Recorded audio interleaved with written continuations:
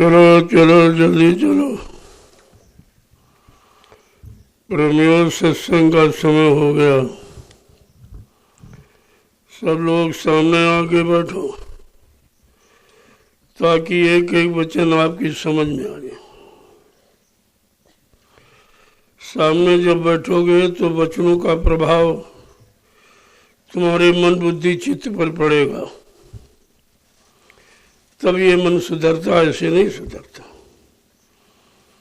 ये किसी से डरता नहीं है,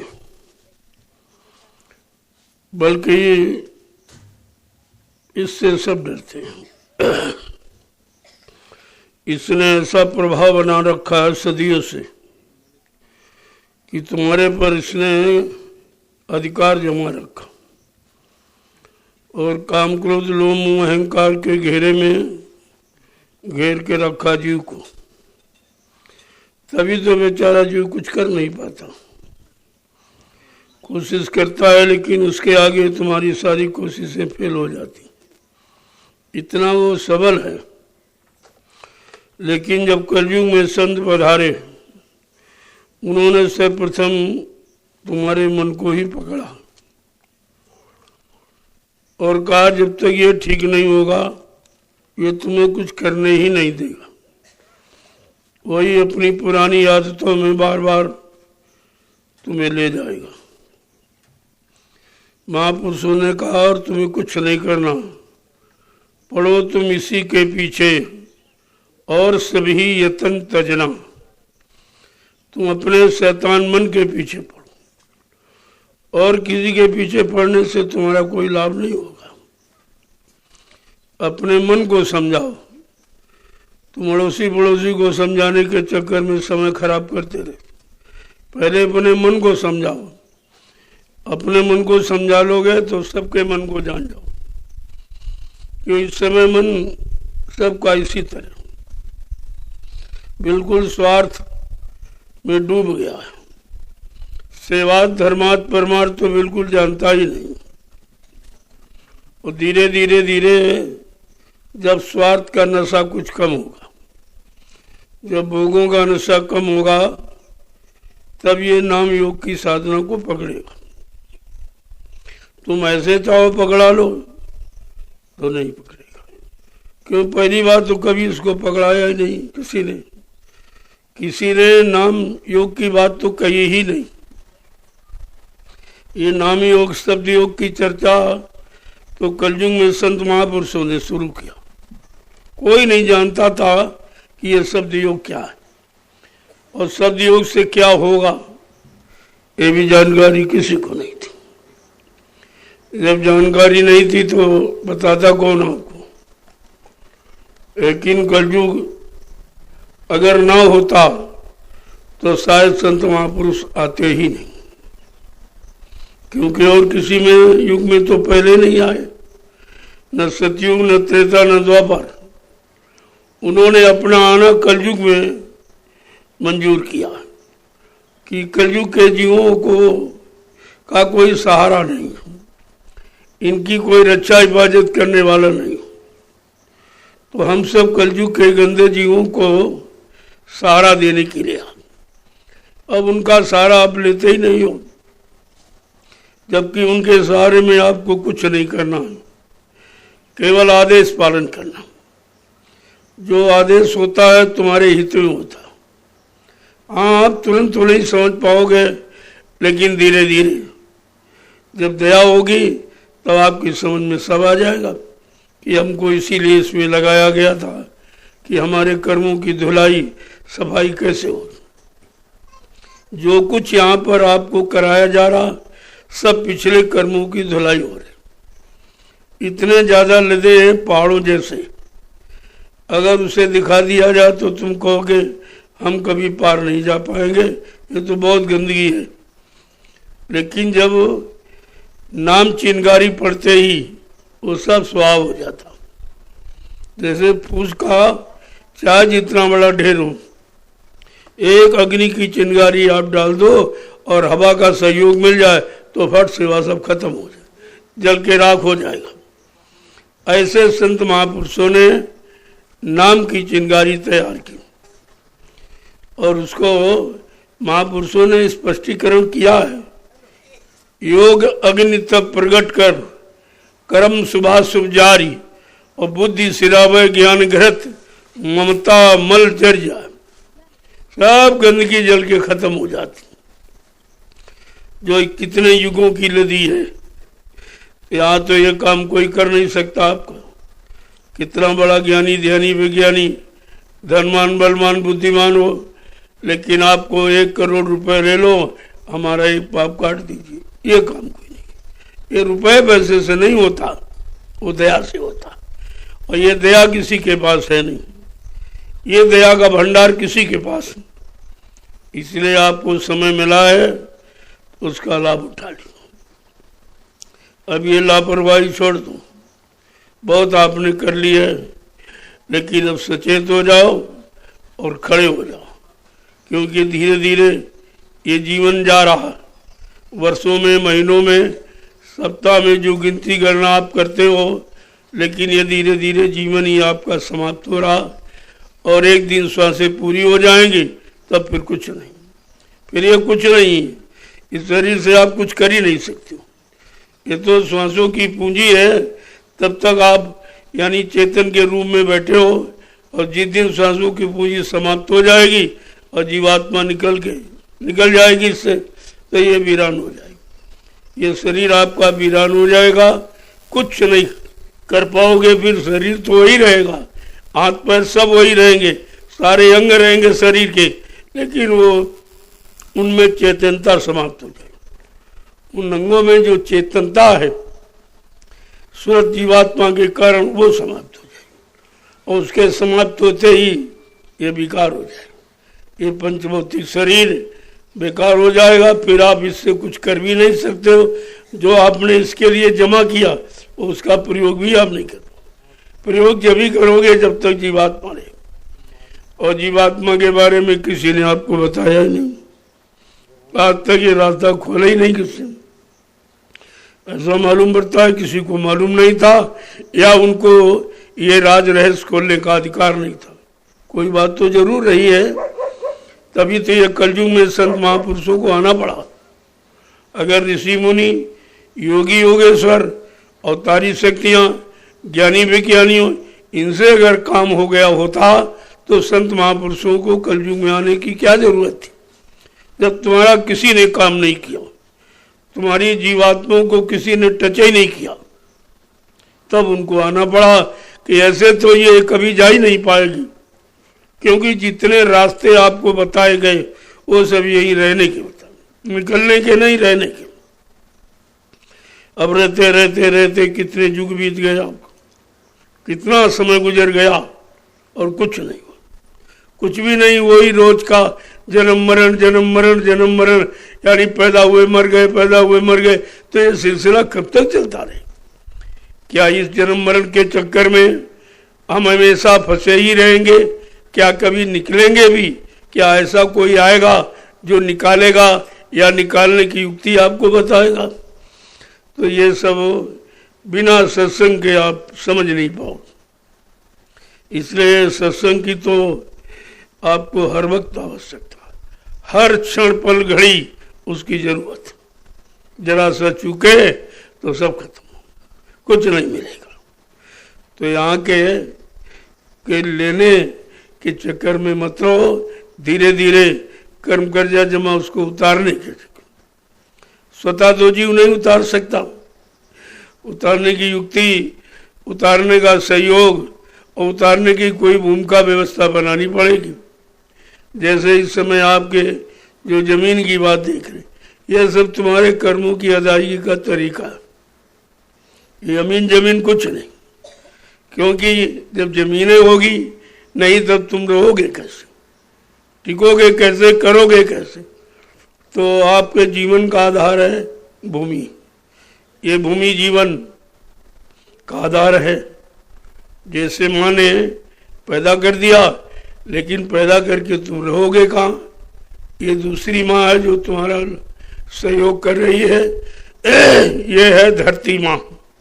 दो माँ आपके पास, एक जन्म देने वाली और एक पालन करने वाली। क्यों? अगर धरती माँ नहीं होगी तो फिर तुम खड़े कहाँ होगे, रहोगे कहाँ, कैसे जियोगे। तो ये दोनों की आवश्यकता, और इसीलिए भूमि से आपका संबंध कराया जा रहा। और वो ऐसी भूमि है जो 88,000 ऋषियों की तपोभूमि, ये पूरा नैमिषारण्य ये सब तपोभूमि।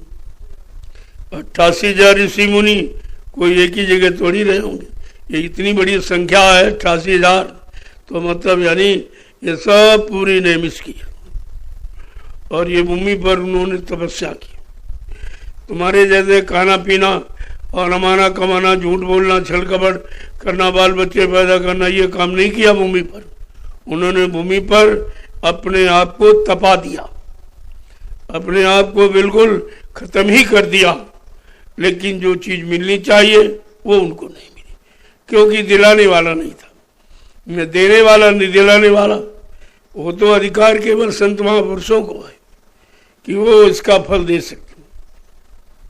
तो कर्म ने, ऋषि मुनियों ने कर्म तो किया, लेकिन फल उनको रह गया। तो संतों ने कहा, भाई ये फल किसको मिलेगा। आखिरकार इस भूमि पर तपस्या किया गया, इसको शुद्ध किया गया है, तो इसका लाभ किसको मिलेगा।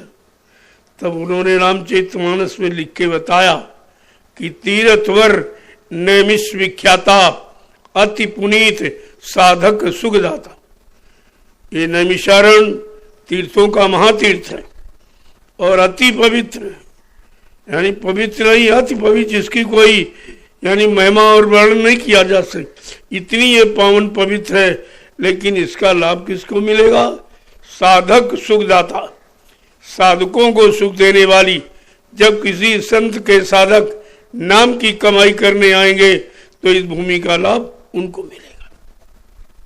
तब आइए, जमीन आपके लिए ली जा रही, आपको लाभ दिलाने के लिए, और धीरे धीरे इसी पर रहकर आप नाम की कमाई भी कर लोगे और इसको पावन पवित्र जो कहा गया है, और उसका लाभ तुम तमाम जीवों को दे दोगे। क्योंकि तुमने जो भूमि का व्यवस्था अपनी गाड़ी कमाई से और शरीर से जो आप बना रहे हो, इसका लाभ भविष्य में आने वाले करोड़ों लोग उठाएंगे। इतना बड़ा लाभ कोई दे ही नहीं सकता, ना धन दौलत से दे सकता, ना सामान से। यह है परमार्थी सेवा। जब परमार्थी सेवा का अर्थ समझ लोगे, तब तुम स्वयं कृतार्थ हो जाओगे और तुम सबको कृतार्थ कर दोगे। इसलिए बात को समझो। तो मैंने कहा भाई सब लोग इसमें अपनी अपने कर्मों की कटाई के लिए सेवा जरूर, सेवा प्रधान है। और वो सेवा आपके पिछले कर्मों को, कर्म कर्जे को उतारने की है। वो इस तरह सेवा नहीं जैसे आम लोग जमीन खरीदते हैं, उसमें खाने पीने ऐसो आराम ये सब करते रहते हैं, सब गंदगी फैला रहते थे, कर्म बुरे कर्म भी करते रहते हैं। लेकिन इस जमीन का मतलब ये नहीं जो और लोग करते, ये बिल्कुल अलग है और इसका कार्य क्षेत्र बिल्कुल अलग। इसलिए मैंने कहा ये चूको मत, सब लोग इसका लाभ ले, क्योंकि ये तो लाभ आप ले ही सकते हो। चलो आप भजन नहीं कर सकते, मन नहीं लगता, सत्संग नहीं याद रखता, लेकिन ये सेवा तो सभी लोग कर सकते। इतना सरल तरीका आपके लिए रखा गया कि अपनी अपनी गाड़ी कमाई से कुछ न कुछ अंश इसमें लगा दोगे तो तुम्हारा कर्म कर्जा भी उतर जाएगा, और जो तुम्हारे से व्यवस्था बनेगी जिससे लाखों लोग लाभ उठाएंगे, ये आपकी है परमार्थी सेवा, जो अपने लिए नहीं दूसरों के लिए। जय गुरुदेव, जय गुरुदेव, जय गुरुदेव। नाम किसका? प्रभु का। जय गुरुदेव। नाम किसका? प्रभु का। जय गुरुदेव। नाम किसका? प्रभु का। प्रभु का प्यारा नाम। जय गुरुदेव। समृद्ध दाता दयालु पूज्य स्वामी जी महाराज आज इस दयाल बाग में प्रातःकालीन लघु सत्संग में सम्मिलित होने वाले समस्त सत्संगी प्रेमीजनों, जीव का बड़ा सौभाग्य होता है। पुण्य अच्छे कर्मों का जब कोष इकट्ठा हो जाता, उसका उदय होने का वक्त आता, तब ये घड़ी मिलती जिसमें आप बैठो।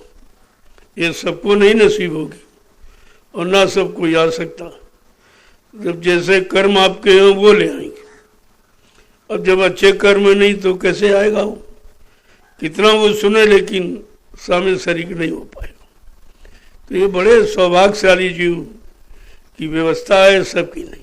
और ना सब आएंगे और ना ही सब सुनेंगे और ना सुन करके टिक ही पाएंगे। वो तो आपने सामने देखा कि 45 करोड़ जीवों को मथुरा में सुनाया गया, लेकिन कोई टिका?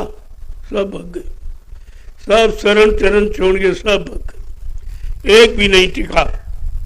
इसका मतलब टिकने के भाव से वो गए ही नहीं थे।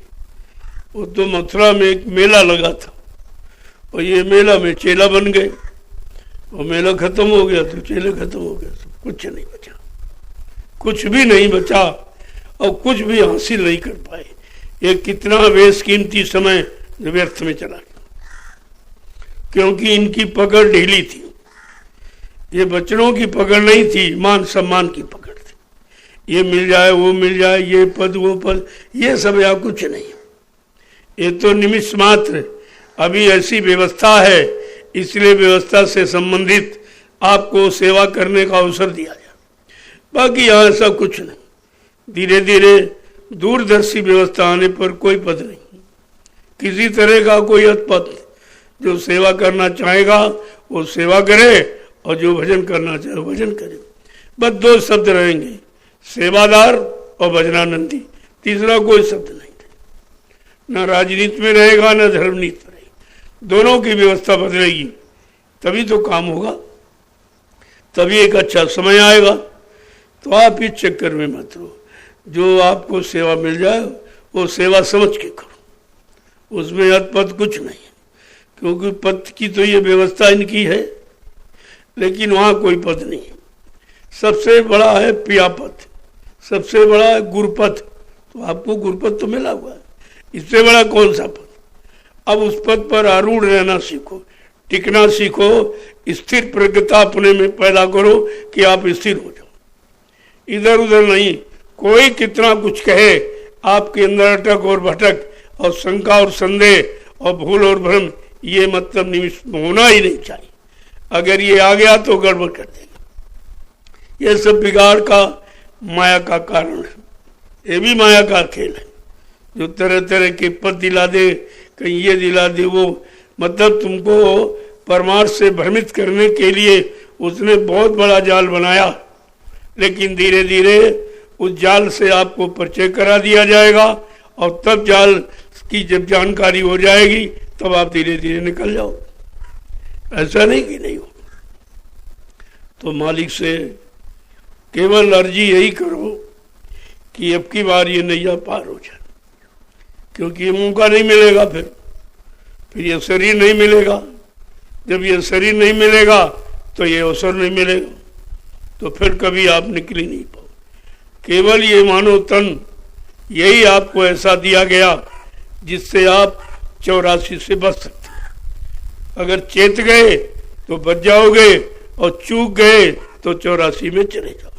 ये बॉर्डर की होनी है। आप बॉर्डर पर खड़े हो, इधर चेतना है, इधर चूकना। इधर 84 है जो कालमाया ने बनाई फंसाने की, और उधर महापुरुषों ने नाम रखा। इधर नाम है, इधर 84। अब आप नाम की तरफ जाते हो कि 84 की तरफ भाग रहे। तो ये कामना करना बंद कर दो। ये कामना ही तो काल माया का कर्म है, जो आप समझ नहीं पा रहे हो। किसी तरह की कामना, इच्छा, वासना, ख्वाहिश और तमन्ना और मुराद, ये सब काल का सामान है। इससे आपको निकलना है धीरे धीरे, क्योंकि जो आप चाहते हो वो तो तुमको उधर से मिलेगा, इधर वो नहीं है। वो शांति पाने वाला रास्ता इधर नहीं है। इधर क्रांति है, भ्रांति है, अशांति। तुम उसी में फंसे पड़े हो और आपको चाहिए शांति। तो शांति तो देर मिलने वाली है नहीं। और तो किसी युग में नाम के साथ शांति जोड़ी नहीं गई, लेकिन कलयुग में शांति नाम के साथ जोड़ी गई और कहा गया ये जय गुरुदेव नाम से आपको शांति मिलेगी। जय गुरुदेव नाम से यानी विश्व को शांति मिलेगी, और विश्व को सच्ची शांति वो उससे जय गुरुदेव नाम जगाने वाले से मिलेगी। तो वो दोनों लाभ हैं। इन दोनों लाभों को अगर समझ लो तो इधर उधर अटक भटक तुम्हारी खत्म हो जाएगी, क्योंकि ये काम कोई कर ही नहीं सकता। तुम कहीं चले जाओ, तीर्थ में, मुहूर्त में, मंदिर में, मस्जिद में, गिरजाघर, गुरुद्वारा, और मतलब यानी नदी वदी, नहाना धोना, ये कुछ भी कर डालो, लेकिन ये काम कोई नहीं करेगा। ये इससे नहीं होगा।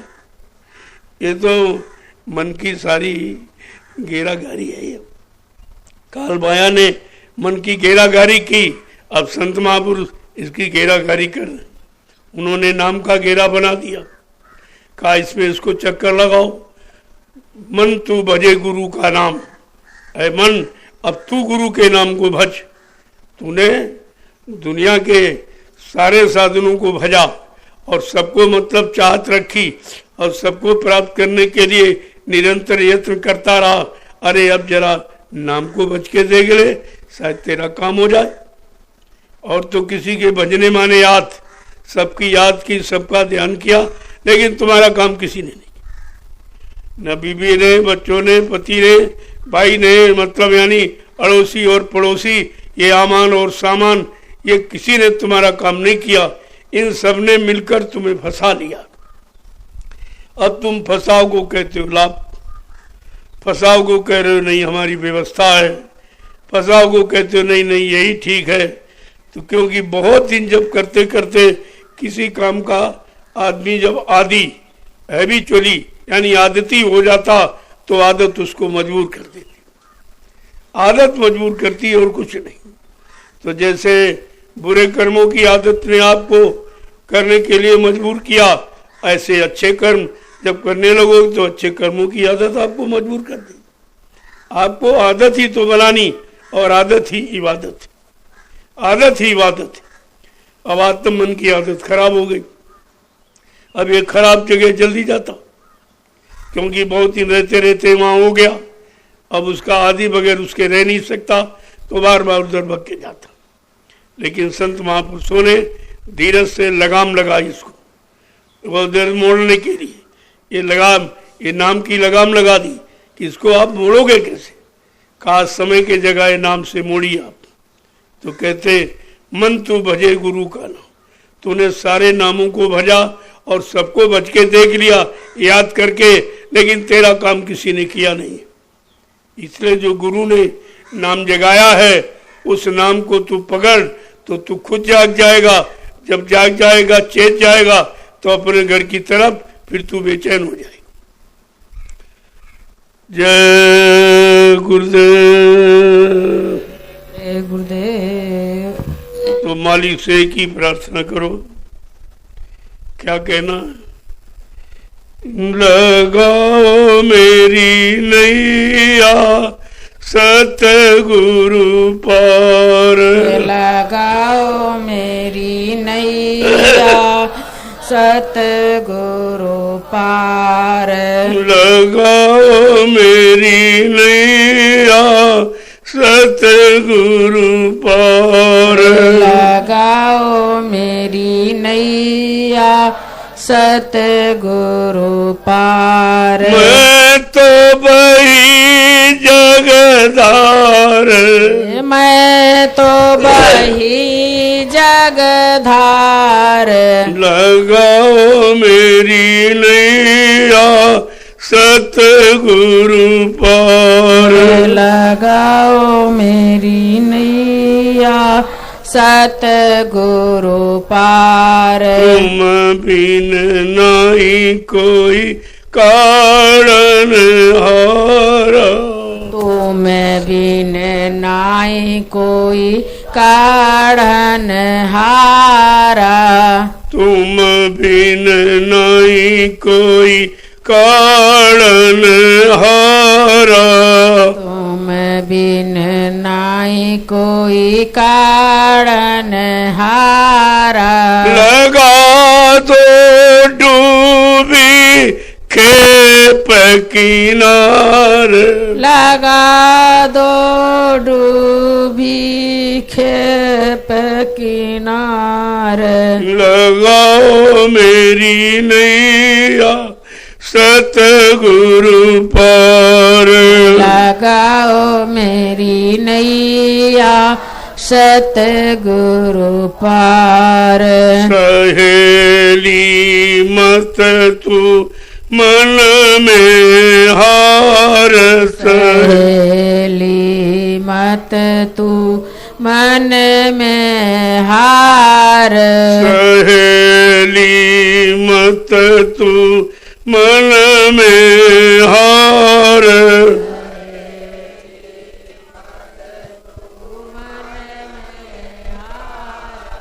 दिखाऊं जग का आर और पार,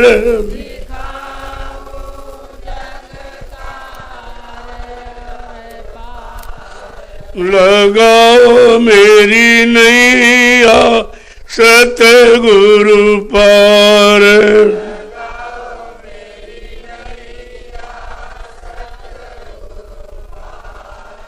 चढ़ाऊं सूरत उलटी धारत,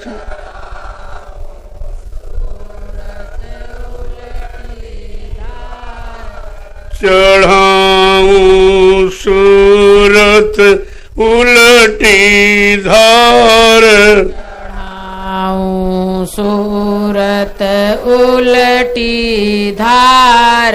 सप्त संग के उतारूं पार, शब्द संग के उतारूं पार। लगाओ मेरी नैया सतगुरु पार, लगाओ मेरी नैया सतगुरु पार। गुरु को धरल ये मजेदार, गुरु को धर लहिए मझधार। गुरु को धरल ये मझधार, गुरु को धर लहिए मझधार। नाम धुन घट में सुने झनकार, नाम धुन घट में सुने झनकार। लगाओ मेरी नैया सतगुरु पार, लगाओ मेरी नैया सतगुरु पार।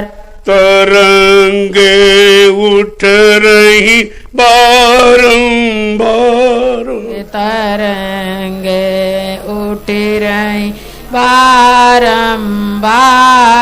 तरंगे उठ रही बारंबार, तरंगे उठ रही बारंबार। बाबर जा पड़ते अगम अपार, बावर जा पड़त अगम अपार। लगाओ मेरी नैया सतगुरु पार, लगाओ मेरी नैया सतगुरु पार। मेहर से पहुँची दसवें द्वार, मेहर से पहुँची दसवें द्वार।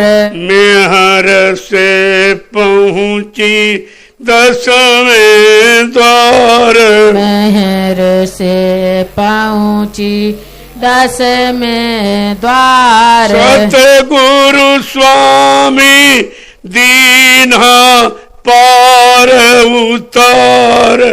सतगुरु स्वामी दीना पार उतार।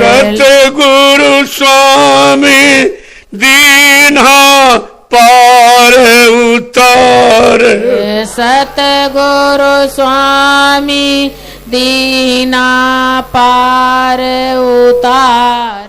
लगाओ मेरी नैया सतगुरु पार। लगाओ मेरी नैया सतगुरु पार। मैं तो बही मझधार। मैं तो बही मझधार। लगाओ मेरी नैया सतगुरु पार। लगाओ मेरी नैया सतगुरु पार। इस तरह से साधक को प्रार्थना करनी चाहिए, इधर उधर की नहीं। एक भी शब्द इधर उधर कर दोगे तो फिर उलट जाओगे। ऐसी प्रार्थना करो जिससे मन अपने गुनाहों को कबूल करे कि मैंने बहुत बुरा, जो भी किया बुरा ही किया, जा गया हुआ बुरा ही किया, पाप ही किया, भोगी भोगा। ये काम तो था ही नहीं जो करता, न कोई बताने वाला था न कोई कराने वाला था। तो अब की बार हमारी इस पापों के बोझों से लदी इस नैया को पार कर दीजिए। हमारे बस की बात नहीं है, आपकी दया मिल जाए, दया से काम हो जाए। दया पाने के लिए आत्मसमर्पण करना पड़ता, ऐसे दया नहीं मिलती। जब आत्मसमर्पण करना सीख जाओगे कि सब मालिक का, तुम भी मालिक हो और तुम्हारा जितना सामान सब मालिक। जब ऐसा भाव तुम्हारे अंदर बन जाएगा कि सब मालिक का, मेरा कुछ है ही नहीं, तो फिर फंसाओ किसमें, फिर अहंकार किसमें, फिर अज्ञानता कहाँ रहेगी। यही तो जानकारी सत्संग देता है। आज तो इस समय आपको हर रोज दर रोज प्रतिरोज सत्संग चाहिए। महापुरुषों ने इसीलिए कहा कि कलयुग के जीवो अगर निकलना चाहते हो तो करिए नित्य सत्संग और बाधा सकल मिटाए, फिर ऐसा अवसर ना मिले दुर्लभ नर्तन पाए। देखो एक ही हर्फ में सब कह दिया, एक लफ्ज में सब बता दिया, समझा दिया, कुछ बाकी नहीं। फिर ऐसा अवसर आपको मिलेगा नहीं। अगर ये जीवन आपने निकाल दिया, ऐसे बर्बाद कर दिया, तो आपको फिर नहीं मिलेगा। जब ये मिलेगा नहीं तो जाने का कोई प्रश्न नहीं उठता। फिर पता नहीं कितने युग फिर निकल जाएंगे, क्योंकि अब तो चूक है तो 84 में चले जाओगे। 84 का चक्कर बहुत बड़ा। मानव शरीर को छोड़कर 83,99,999 योनिया शरीर, ये सब भोग के, इसमें आप ये कुछ अच्छा नहीं कर सकते। केवल भोग भोग सकते हो, बाल बच्चे पैदा कर सकते हो, सामान इकट्ठा कर सकते हो, इसके अलावा कुछ नहीं। तो बहुत पुराना सिलसिला, पता नहीं तुम कितनी बार किसके माँ बाप बने, वो तुम्हारे माँ बाप बने, ये तो सिलसिला बहुत पुराना है। अब कहा कि जब संतों के वचनों को सुना तब कह रहा रे भाई बताओ, ये तो बहुत बुरा हो गया। अब कह रहा नहीं नहीं, नाक में दम हो गई हमारे, बार बार मरते मरते कहाँ तक मरूं और पैदा हूं, इसके अलावा कोई दूसरा काम ही नहीं। यही काल का चक्र है कि पैदा करता आपको और फिर मतलब मृत्यु के हवाले, और फिर पैदा हो गए फिर मृत्यु के हवाले। तो इससे मतलब क्या निकला? कोई अर्थ तो निकला नहीं, कोई लाभ तो आपको मिला नहीं। तो कहते भाई इसको अब जन्म मरण से छुटकारा पाने की सोचो कि जन्म मरण का छुटकारा कहाँ मिलेगा। कौन ऐसा है जो जन्म मरण से छुटकारा दिला देगा? कहा वो है समय के सदगुरु, उनका काम है, वो काम है। अब ये है वो काम किसी से करवा दें, जानकारी दे दें, आपको होश में लाके खड़ा कर दें, तो कहते वो उनका ही है, वो घर खास खुदा का है। जिससे उनका संदेश प्रसारित होता है वो उनका ही घट है, वो किसी दूसरे का घट नहीं। दूसरा घट ये काम करेगा ही नहीं, उन्हीं का घट उनका काम करेगा, उनके आदेश पालन को करेगा और सबको आदेश पालन की बात बताएगा और किस तरह से जीव निकले उसकी भूमिका व्यवस्था बनाएगा। ये उसको अधिकार देते, हुक्म देते हैं और अधिकार देते हैं कि जाओ ये काम करो, ऐसे करो, ऐसे करो, वैसे करो, तो सब मालिक के आदेश का ही पालन करते हैं। हम आप सब, कोई ऐसा नहीं है जो आदेश देता, आदेश देने वाला सिर्फ एक ही। अब वो आदेश किसको मिलेगा और किसको सुनाई देगा और कौन सुन करके पालन करेगा, कौन उसका लाभ उठाएगा, यही तो कहा कोई बिरला। वो बिरला शब्द जो प्रयोग किया गया वो इसीलिए कि बिरला कोई आत्मसमर्पण करेगा वही पाएगा। आत्मसमर्पण आप कर नहीं सकते जब उसी का दिया हुआ धन सामान तो देने में कंजूसी करते, छिपाते हो, जबकि वो तुम्हारे हाथ लगने वाला नहीं, वो तो सब चला जाए। एक बार समर्पण कर दो तो वो लेंगे नहीं, फिर वापस कर देंगे, लेकिन भाव तो बनाया जाएगा। जैसे विश्वामित्र ने हरिश्चंद्र से एक बार राजपाट सब ले लिया, देखा भाई ये भक्त है कि नहीं, असली है कि नकली है, तो सब धीरे धीरे सब ले लिया और इतनी कठिन परीक्षा में डाल दिया कि आज का जीव तो भाग जाएगा छोड़ के, गुरु को मानेगा ही नहीं। अरे भाई ये कैसे गुरु हैं, बताओ, हमको बिकवा दिया, औरत को बिकवा दिया और बच्चे की मौत करा दी, और फिर ऐसी मौत की मतलब यानी वहाँ पर भी कर्जा मांगा जा रहा। ऐसी कठिन अगर परीक्षा लीजिए तो कोई टिकेगा ही नहीं। जब कोई परीक्षा नहीं तब तो तुम भागी जाते हो, कोई परीक्षा नहीं ली जाएगी। अरे परीक्षा उसकी ली जाती जो पढ़ाई करता है। तुमने अभी कुछ पढ़ाई नहीं तो परीक्षा क्या दोगे? कोई जानकारी आपके पास है नहीं तो परीक्षा तुम कहाँ दोगे? इसलिए कलयुग में संत महापुरुषों ने परीक्षा लेना बंद कर दिया। पहले के गुरु लेते थे लेकिन सदगुरु परीक्षा नहीं लेता। इतने मेहरबान हो गए आप पर, दयालु कृपालु, कि आपकी कोई परीक्षा नहीं तो तुम टिक ही नहीं सकते। टिकना बड़ा मुश्किल संत मत में, इसीलिए कहा संत मत है तो बहुत सरल, अगर समझ में आ जाए तो बहुत सरल और नहीं समझ पाओ तो बहुत कठिन, फिर आप कर ही नहीं सकते। तो कहते कि भाई ये इसने ग्रंथि गांठ लगा दी है, जड़ चेतन की गांठ लगा दी काल माया ने मिलकर, वो कौन खोलेगा? तो कहते कि ग्रंथि जो लग गई, जड़ चेतन ग्रंथि पड़ गई और यद्यम रखा छूटत कठिनाई। कहा कि जड़ चेतन की गांठ लगा दी, यद्यपि यह झूठ है, लेकिन कलयुग में जीव की बस की बात नहीं कि इस गांठ को खोल दे। तो उसको चाहिए कि भाई कोई खोलने वाला मिल जाए जो गांठ को खोल दे।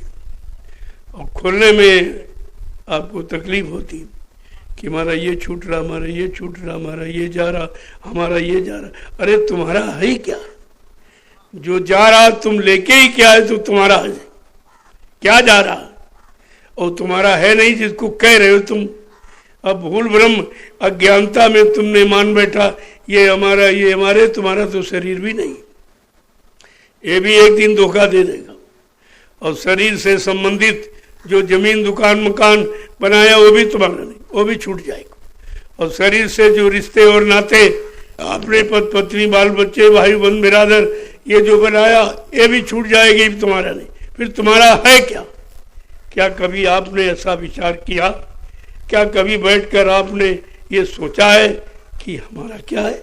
महापुरुष कहते तुम्हारा कुछ नहीं, फिर हमारा है क्या? आखिरकार हम किसके लिए फंसे, किसके कारण हम टिके हैं? अगर हमारा तो कोई जरूर है तभी हम टिके रुके हैं, नहीं हम चले जाते। तब कहा तुम्हारी जीवात्मा है और तुम्हारा कुछ नहीं, और वही निकल के जाएगी, शरीर नहीं जाएगी। शरीर से कितना अच्छा और कितना बुरा तुम कुछ भी कर डालो वो सब यही रह जाएगा। शरीर का किया वो कुछ नहीं जाएगा। सब मन, तन और मन और बुद्धि और चित्त ये लगा के जो कमाओगे वो यही छूट जाएगा, वो आपके साथ नहीं जाएगा। हाँ तो जीवात्मा से अगर नाम की कमाई की वो धन आपके साथ जाएगा, ये धन साथ जाएगा, ये धन तेरे संग चलेगा, पाएगा आराम मन तू भजे गुरु का नाम। ये आपके लाभ का है, ये आपको आराम देगा, संतुष्टि करेगा। यानी मतलब और बाकी जो तुमने इकट्ठा किया है भूल भ्रम संदेह में अपना अपना अपना कह के, वो तुम्हारा कुछ, ये शरीर भी तुम्हारा नहीं, जिस पर अहंकार गरूर करते हो, ये रंग रूप पर और घमंड करते हुए, ये भी तो एक दिन में फीका हो जाएगा। ये कच्चा रंग है, एक दिन उतर जाएगा। ये सब सामान मिला है, सब धोखे में तुमको रखने के लिए दिया। इतना काल होशियार है, और तुमने कहा सामान दिया, तुमने कहा हमारी व्यवस्था हो गई, तुमने कहा हमारा रिश्ता हो गया, और काल ने तुमको भटका दिया और भरमा दिया, और इसी भटक और भरम में आज तक निकल नहीं पाए। लेकिन ये बात समझना इतना आसान नहीं है कि इतनी जल्दी आप कैसे समझ जाओगे, कोई कुछ नहीं। एक महात्मा जी सत्संग कर रहे थे, एक संसारी बाजार करके वापस लौटा तो देखा अभी कुछ समय है, हो न हो महात्मा जी के सत्संग में जरा सुन लो, तो पीछे बैठ गया। उस समय दृष्टांत चल रहा था कि बच्चा कोई किसी का नहीं। थोड़ी देर तो वो सुनता रहा, इसके बाद खड़ा हो गया, कह रहे नहीं महाराज बिल्कुल झूठ बोल रहे हैं आप, ये आप कैसे कहते हो कोई किसी का? कहा हमारी औरत बगैर हमारे भोजन नहीं करती, बगैर हमारे रह नहीं सकती।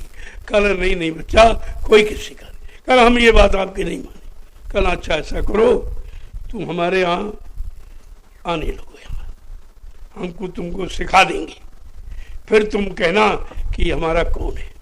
कल ठीक आऊँगा। तो आने लगा तो उन्होंने उसको प्राणायाम की क्रिया सांस रोकने की, धीरे धीरे धीरे धीरे श्वास को यहाँ रोका, फिर यहाँ रोका और फिर यहाँ, यानी ब्रह्मांड में श्वास को, इसी को कहते हैं प्राणायाम, प्राणों का संयम। प्राण माने वायु, ये प्राण वायु है, इस वायु को यहाँ पर रोक दिया। धीरे धीरे साल 2 साल में जब अभ्यास पक्का हो गया, 2 घंटे 4 घंटे 6 घंटे का, कहा अब तुम जाओ अपने घर जाओ और इसका प्रयोग करना, तुम्हें पता चल जाएगा तुम्हारा कौन। कल ठीक जाऊंगा। तो गया, दोपहर का टाइम था, जैसे कुंडी खटखटाई उसने और उसकी घरवाली भोजन बना रही थी, तो गए, ऐसे खड़े हो गए, इधर उधर की बातें करते रहे, और एकदम जो गुरु ने बताया था महात्मा जी ने, और फट से धड़ाम से गिर गए, ऐसे हाथ पर फैला दिए। तो बड़ा वो आश्चर्य में पड़ गई, अभी तो अच्छे भले बातें करते थे, अचानक क्या हो गया।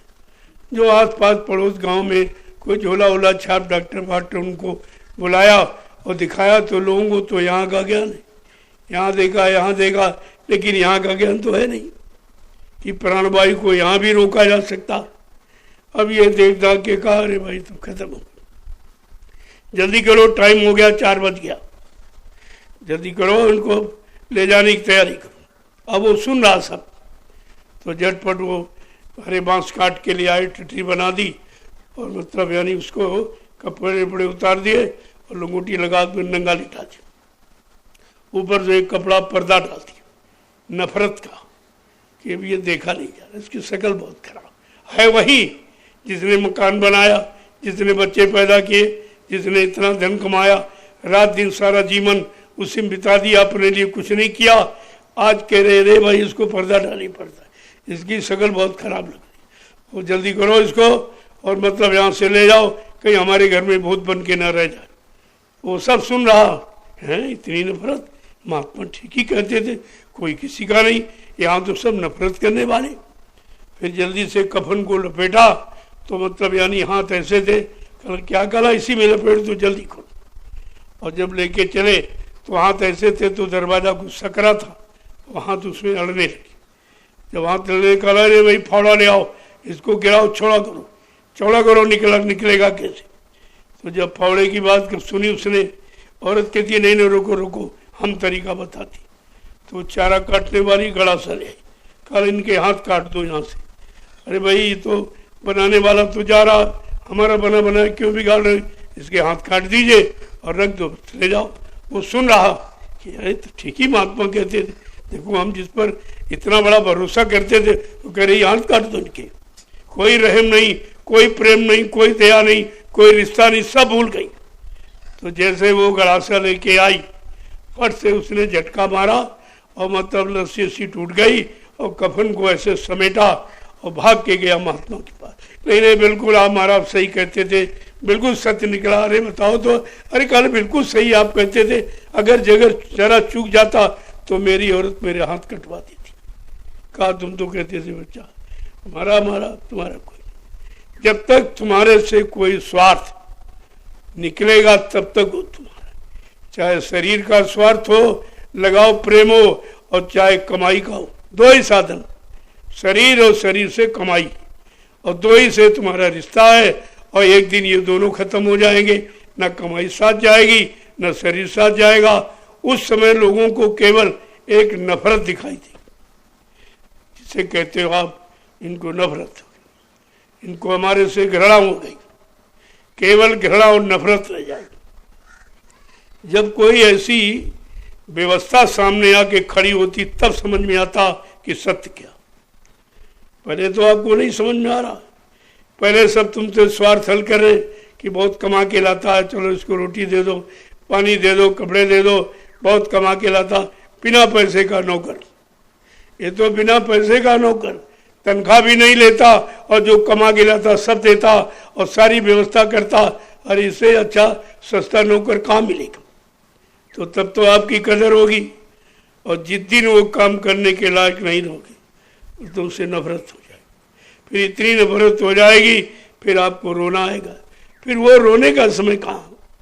रोने पछताने से होता क्या?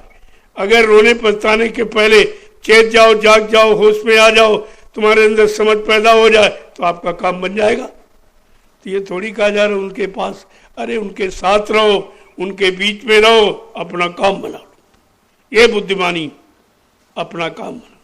और उनसे साथ क्यों है कि तुम्हारा लेन देन है। जब तक शरीर का लेन देन तो शरीर का संबंध रहेगा, तुम्हारी कमाई से लेन देन तो कमाई से संबंध रहेगा। और जिस दिन ये संबंध कर्म कर्जा खत्म हो जाएगा उस दिन सब नफरत और घृणा में बदल जाएगा। यही महापुरुष आपको समझाते। तो कहते भाई ये काल माया ने धोखा क्यों किया, ऐसे धोखे कि ये गांठ क्यों लगा दी जो हम खोल ही नहीं पा रहे, और गांठ लग गई तो हम कहते हमारा है हमारा, लेकिन लगी है गांठ। जहाँ गांठ नहीं कहते भाई गांठ पड़ गई, गांठ पड़ने का मतलब फर्क आ गया, शंका हो गई, संदेह हो गया, भूल भ्रम हो गया, उसी को गांठ कहते। और ये गांठ वैसे लगी हुई क्योंकि तुम्हारे साथ कुछ आया नहीं था, तुम लेके कुछ आए नहीं थे। जब तुम पैदा हुए तो नंगे पैदा, कपड़े भी नहीं थे, नंगे ही तो आप पैदा हुए, और जाओगे तो नंगा जोरी ले लेगा, सब कपड़े उतरवा लेगा, और सामान सोना और चांदी ये सब धन और दौलत ये सब रखवा लेगा। कहा तुम मेरे यहाँ नंगे आए थे, मैंने तुम्हारी व्यवस्था की है, अब ये सामान रख दो, दूसरा आएगा उसको दूंगा। ये तो लोगों को जो किराए के मकान में आ रहे हैं उनको सुविधा दे रहा हूँ ताकि वो कुछ दिन रहे तो हमारा शासन चले। मैं इसलिए करता हूँ अपने शासन को चलाने की, मैं तुम्हारे लिए कुछ नहीं करता, न तुम्हारी व्यवस्था है, हमारी व्यवस्था तुमको फंसाने की।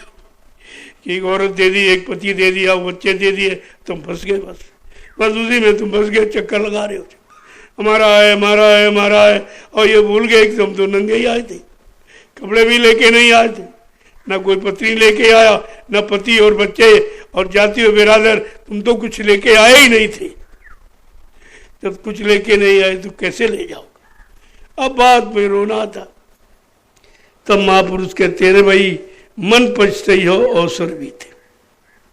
अगर ये समय मानव शरीर का निकल गया तो ये मन तुझे 83,99,999 योनियों में तुझे पछताना ही पड़ेगा, और वहां कुछ हो नहीं सकता, क्योंकि वो शरीर पंचभौतिक नहीं, 5 तत्वों के नहीं है।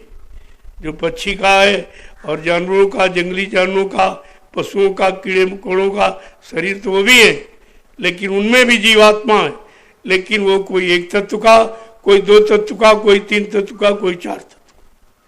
ये मनो शरीर आपका पंचभौतिक, ये तन एक ही है।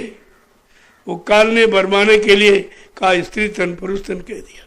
अरे शरीर तो एक ही है, और शरीर में सब एक ही, कुछ उसने कोई फर्क नहीं किया, केवल थोड़ा सा अंतर कर दिया और उसी अंतर में स्त्री पुरुष में फंस गई और पुरुष स्त्री में फंस गया। अब वो निकलना मुश्किल, और वो भी गंदगी में फंस गया।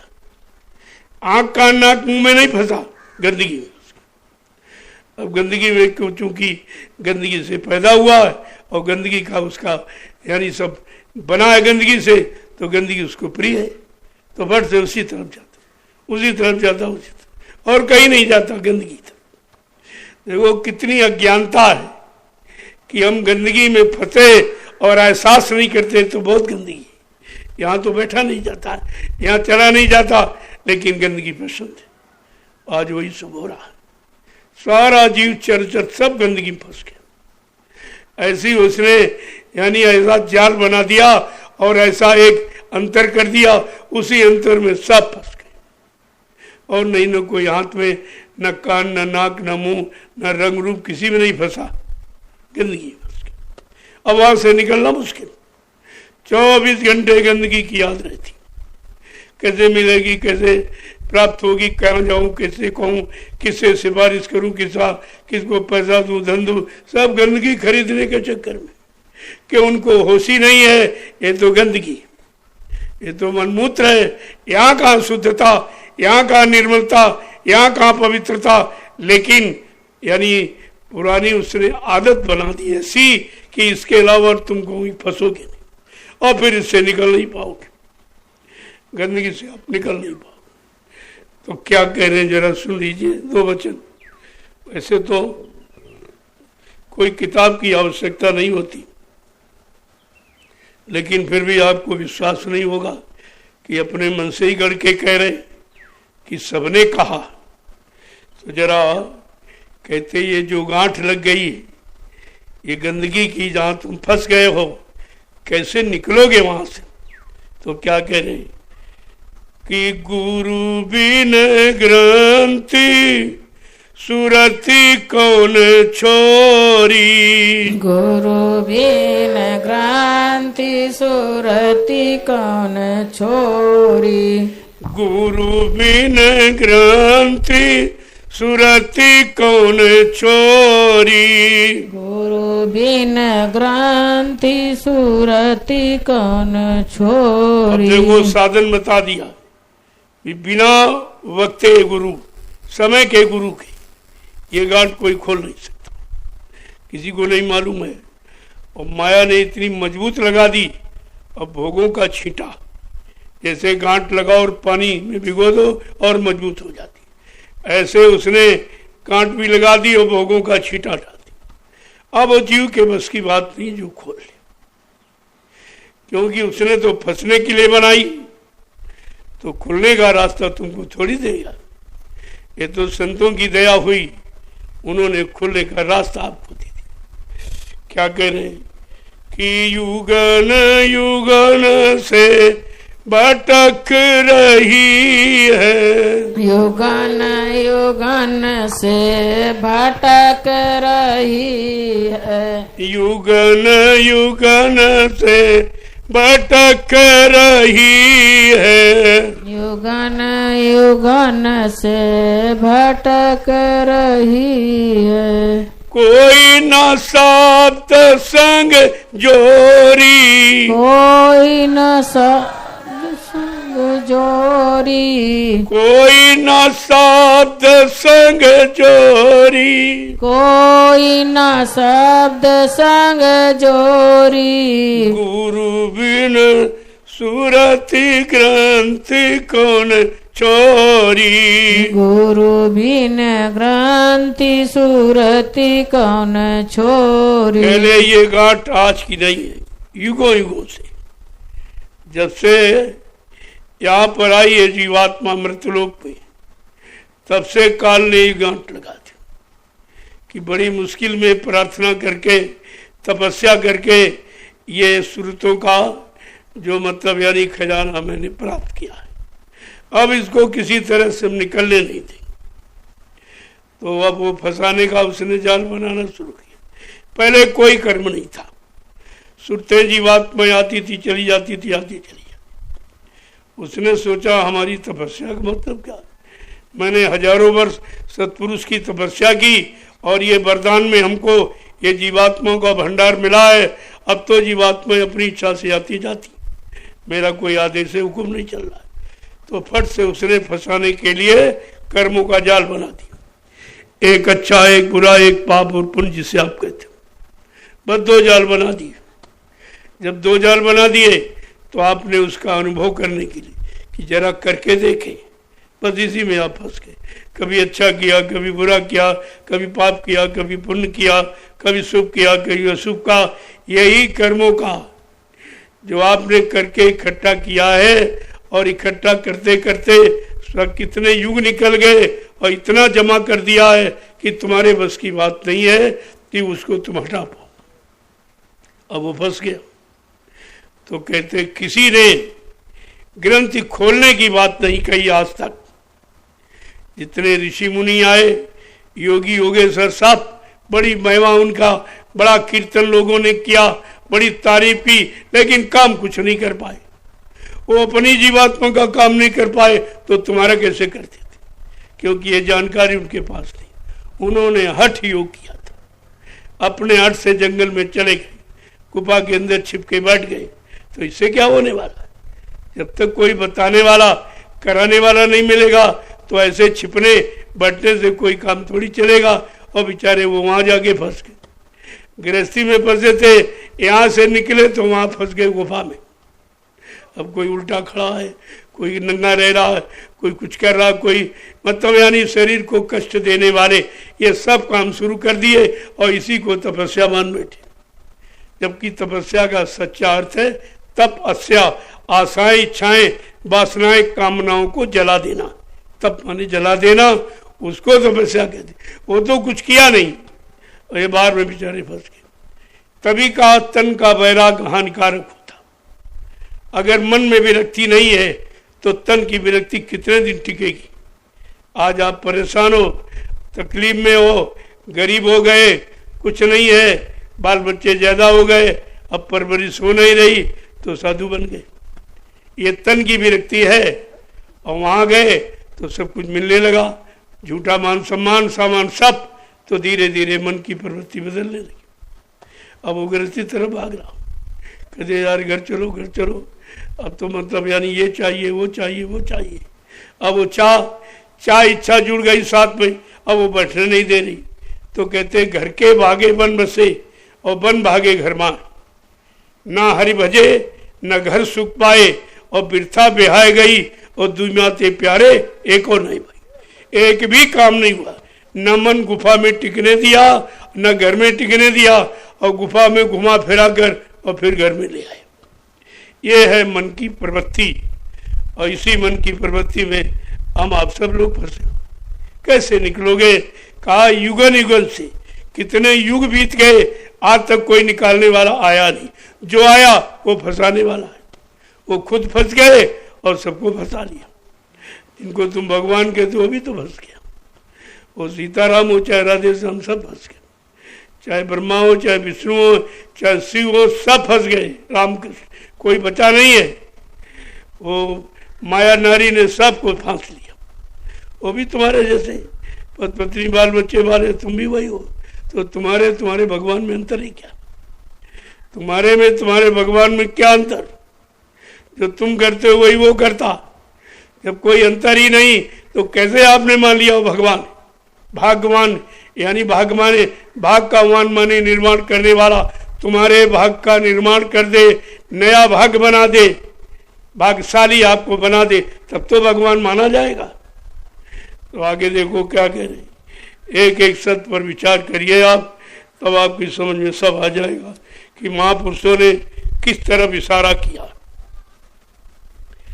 आगे कह रहे कि 84 में बहुत दिन भटकी, 84 में बहुत दिन भटकी, 84 में बहुत दिन भटकी, 84 में बहु दिन भटकी, भटक के आई इस ओरी, भटक के आई इस ओरी, भटक के आई इस ओरी, भटक के आई इस ओरी। गुरु बिन ग्रंथि सुरथि कौन छोरी, गुरु बिन ग्रंथि सुरति कौन छोरी। कह रही बहुत दिन भटकी,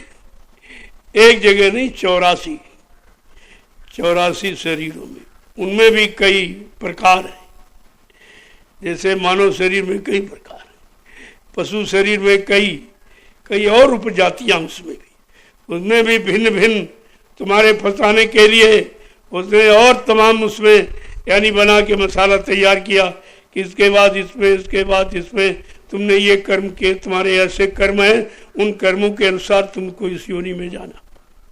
ऐसे कहा कि 84 लाख योनियों में भ्रमण करने के बाद ये मानव तन मिलता। कितने दिन बाद मिला, कितनी मेहनत से मिला, अब इसको भी गमा दोगे फिर मिलेगा।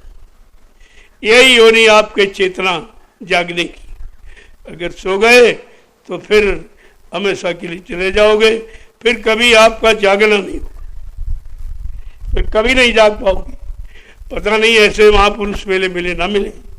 पहली बात ये मानो शरीर ही आपको नहीं मिलेगा, तुम्हारे कोई कर्म ये शरीर पाने वाला नहीं। पशुओं जैसे कर्म करते हो, खाना ही सोना है और कमाना, मलमूत्र त्याग करना, आल औलाद बच्चे पैदा करना, इसके अलावा तुम कौन सा नया काम करते हो? ये तो बहुत पुराना काम है और ये सभी करते हैं। तो पशुओं वाले, पक्षियों वाले, कीड़े मकोड़ों वाले, जंगली जानवरों वाले जब कर्म करोगे तो आपका जन्म ही नहीं होगा, ये मानव शरीर आपको नहीं मिलेगा। आगे क्या कह रहे हैं कि अब की नर तन मिला भाग से, अब की नर तन मिला भाग से, अब की नर तन मिला भाग से, अब की नर तन मिला भाग से, मिली नाम की डोरी, मिली नाम की डोरी, मिली नाम की डोरी, मिली नाम की डोरी। गुरु बिन ग्रंथि सुरति कौन छोरी, गुरु बिन ग्रंथि सुरति कौन छोरी। आज अब मन के साथ तुम्हारी जीवात्मा लगी रही, क्योंकि वचनबद्ध हो गई थी। यद्यप उसने किसी योनि में जाने का कर्म नहीं किया, लेकिन प्रेमियों से संग दोष के थे। देखो, जब जीवात्मा के साथ संग दोष लग गया मन का, तो तुम कहाँ बचने वाले हो? तुम्हारा तो संग ही साथ ठीक नहीं है। ऐसे लोगों के साथ रहते हो, उनके कर्म चढ़ाते रहते। कोई प्रेम से बोल दिया और सम्मान कर दिया, कुछ सामान दे दिया, तुम समझते रहे बड़ा हमारा आदर कर रहा, आदर नहीं कर रहा, वो तुमको फांस रहा है। वो तुम्हारे अच्छे कर्मों को ले रहा, अपने बुरे कर्मों का ट्रांसफर कर रहा। तुम समझ ही नहीं पाते हो ये कर्मों का ट्रांसफर कैसे हो जाता। इसलिए बहुत सोच समझ कर यहाँ रहने की जरूरत है। क्या कह रहे हैं कि अब की नर्तन मिला भाग से, बड़े भाग मानुष तन पावा, सुर दुर्लभ सदग्रंथन गावा। और इतना नहीं, कहते नर्तन सम नहीं कौन्यू देही, और जीव चराचर याचती। नर शरीर के मुकाबले में कोई शरीर नहीं। चराचर में देवी और देवता और ब्रह्मा विष्णु महादेव और राम और कृष्ण ये सब कामना करते एक बार, यानी मतलब मृत लोक मंडल में मानव तन मिल जाए और मानव तन के जानकार संत महात्मा फकीर मिल जाए और उनकी दया हो जाए कि वो नाम दे दें। नाम आधार मेरा है, नाम डोर शब्द डोर पकड़ा दे तो मैं अपने घर चली जाऊंगी, फिर यहाँ कभी नहीं आऊंगी। ये यात्रा कामना सब करते और आपको मिला तो आप कहाँ लगाए हो? अरे नर्तन तो करोड़ों को मिला हुआ, लेकिन जागे कितने, होश में कौन है, नर्तन का मतलब क्या, अर्थ किसने जाना, न राजा ने न रैयत, किसी को नहीं पता, सब बेहोश एकदम पड़े। इतनी बेहोशी है, भोगों की प्रगाढ़ निद्रा में एकदम सो गए, कोई समझ में बात नहीं आती, संत महात्माओं के वचन उन पर कोई असर नहीं करते, इतने वो चिकने घड़े, इतना पाप लिपट गया, बिल्कुल चिकना गढ़ा कि सत्संग वचन का एक भी बूंद बच्चों का टिकता नहीं। आगे देखो क्या कह रहे, नर्तन तो मिल गया और सबसे महत्वपूर्ण बात कि नाम की डोरी मिल गई, आप नामदान मिल गया। यह सबसे महत्वपूर्ण कि समय का नाम, समय की नाम डोर मिल गई और जल्दी से पकड़ो, अपने घर की तरफ चल पड़ो। यह भी नहीं मिला किसी को, शरीर तो सबको मिला लेकिन नाम डोर नहीं कोई दी, ये देने वाला कोई था ही नहीं। तो नाम को जगाया और सिद्ध किया और कहा जल्दी से सबको दे दो, सबको पकड़ा दो, अगर तुम मजबूती से पकड़ लो तो अपने घर की तरफ चल पड़ो। लेकिन तुम्हारे हाथ में बहुत पकड़ है, कहीं काम पकड़े, कोई क्रोध पकड़े, कहीं लोभ पकड़े, कोई अहंकार, कहीं ईर्ष्या, ये सब पकड़ तुम्हारी तो ये है। तो नाम डोर कैसे पकड़ोगे जब हाथ खाली नहीं, पहले इसको रिक्त करो, खाली करो।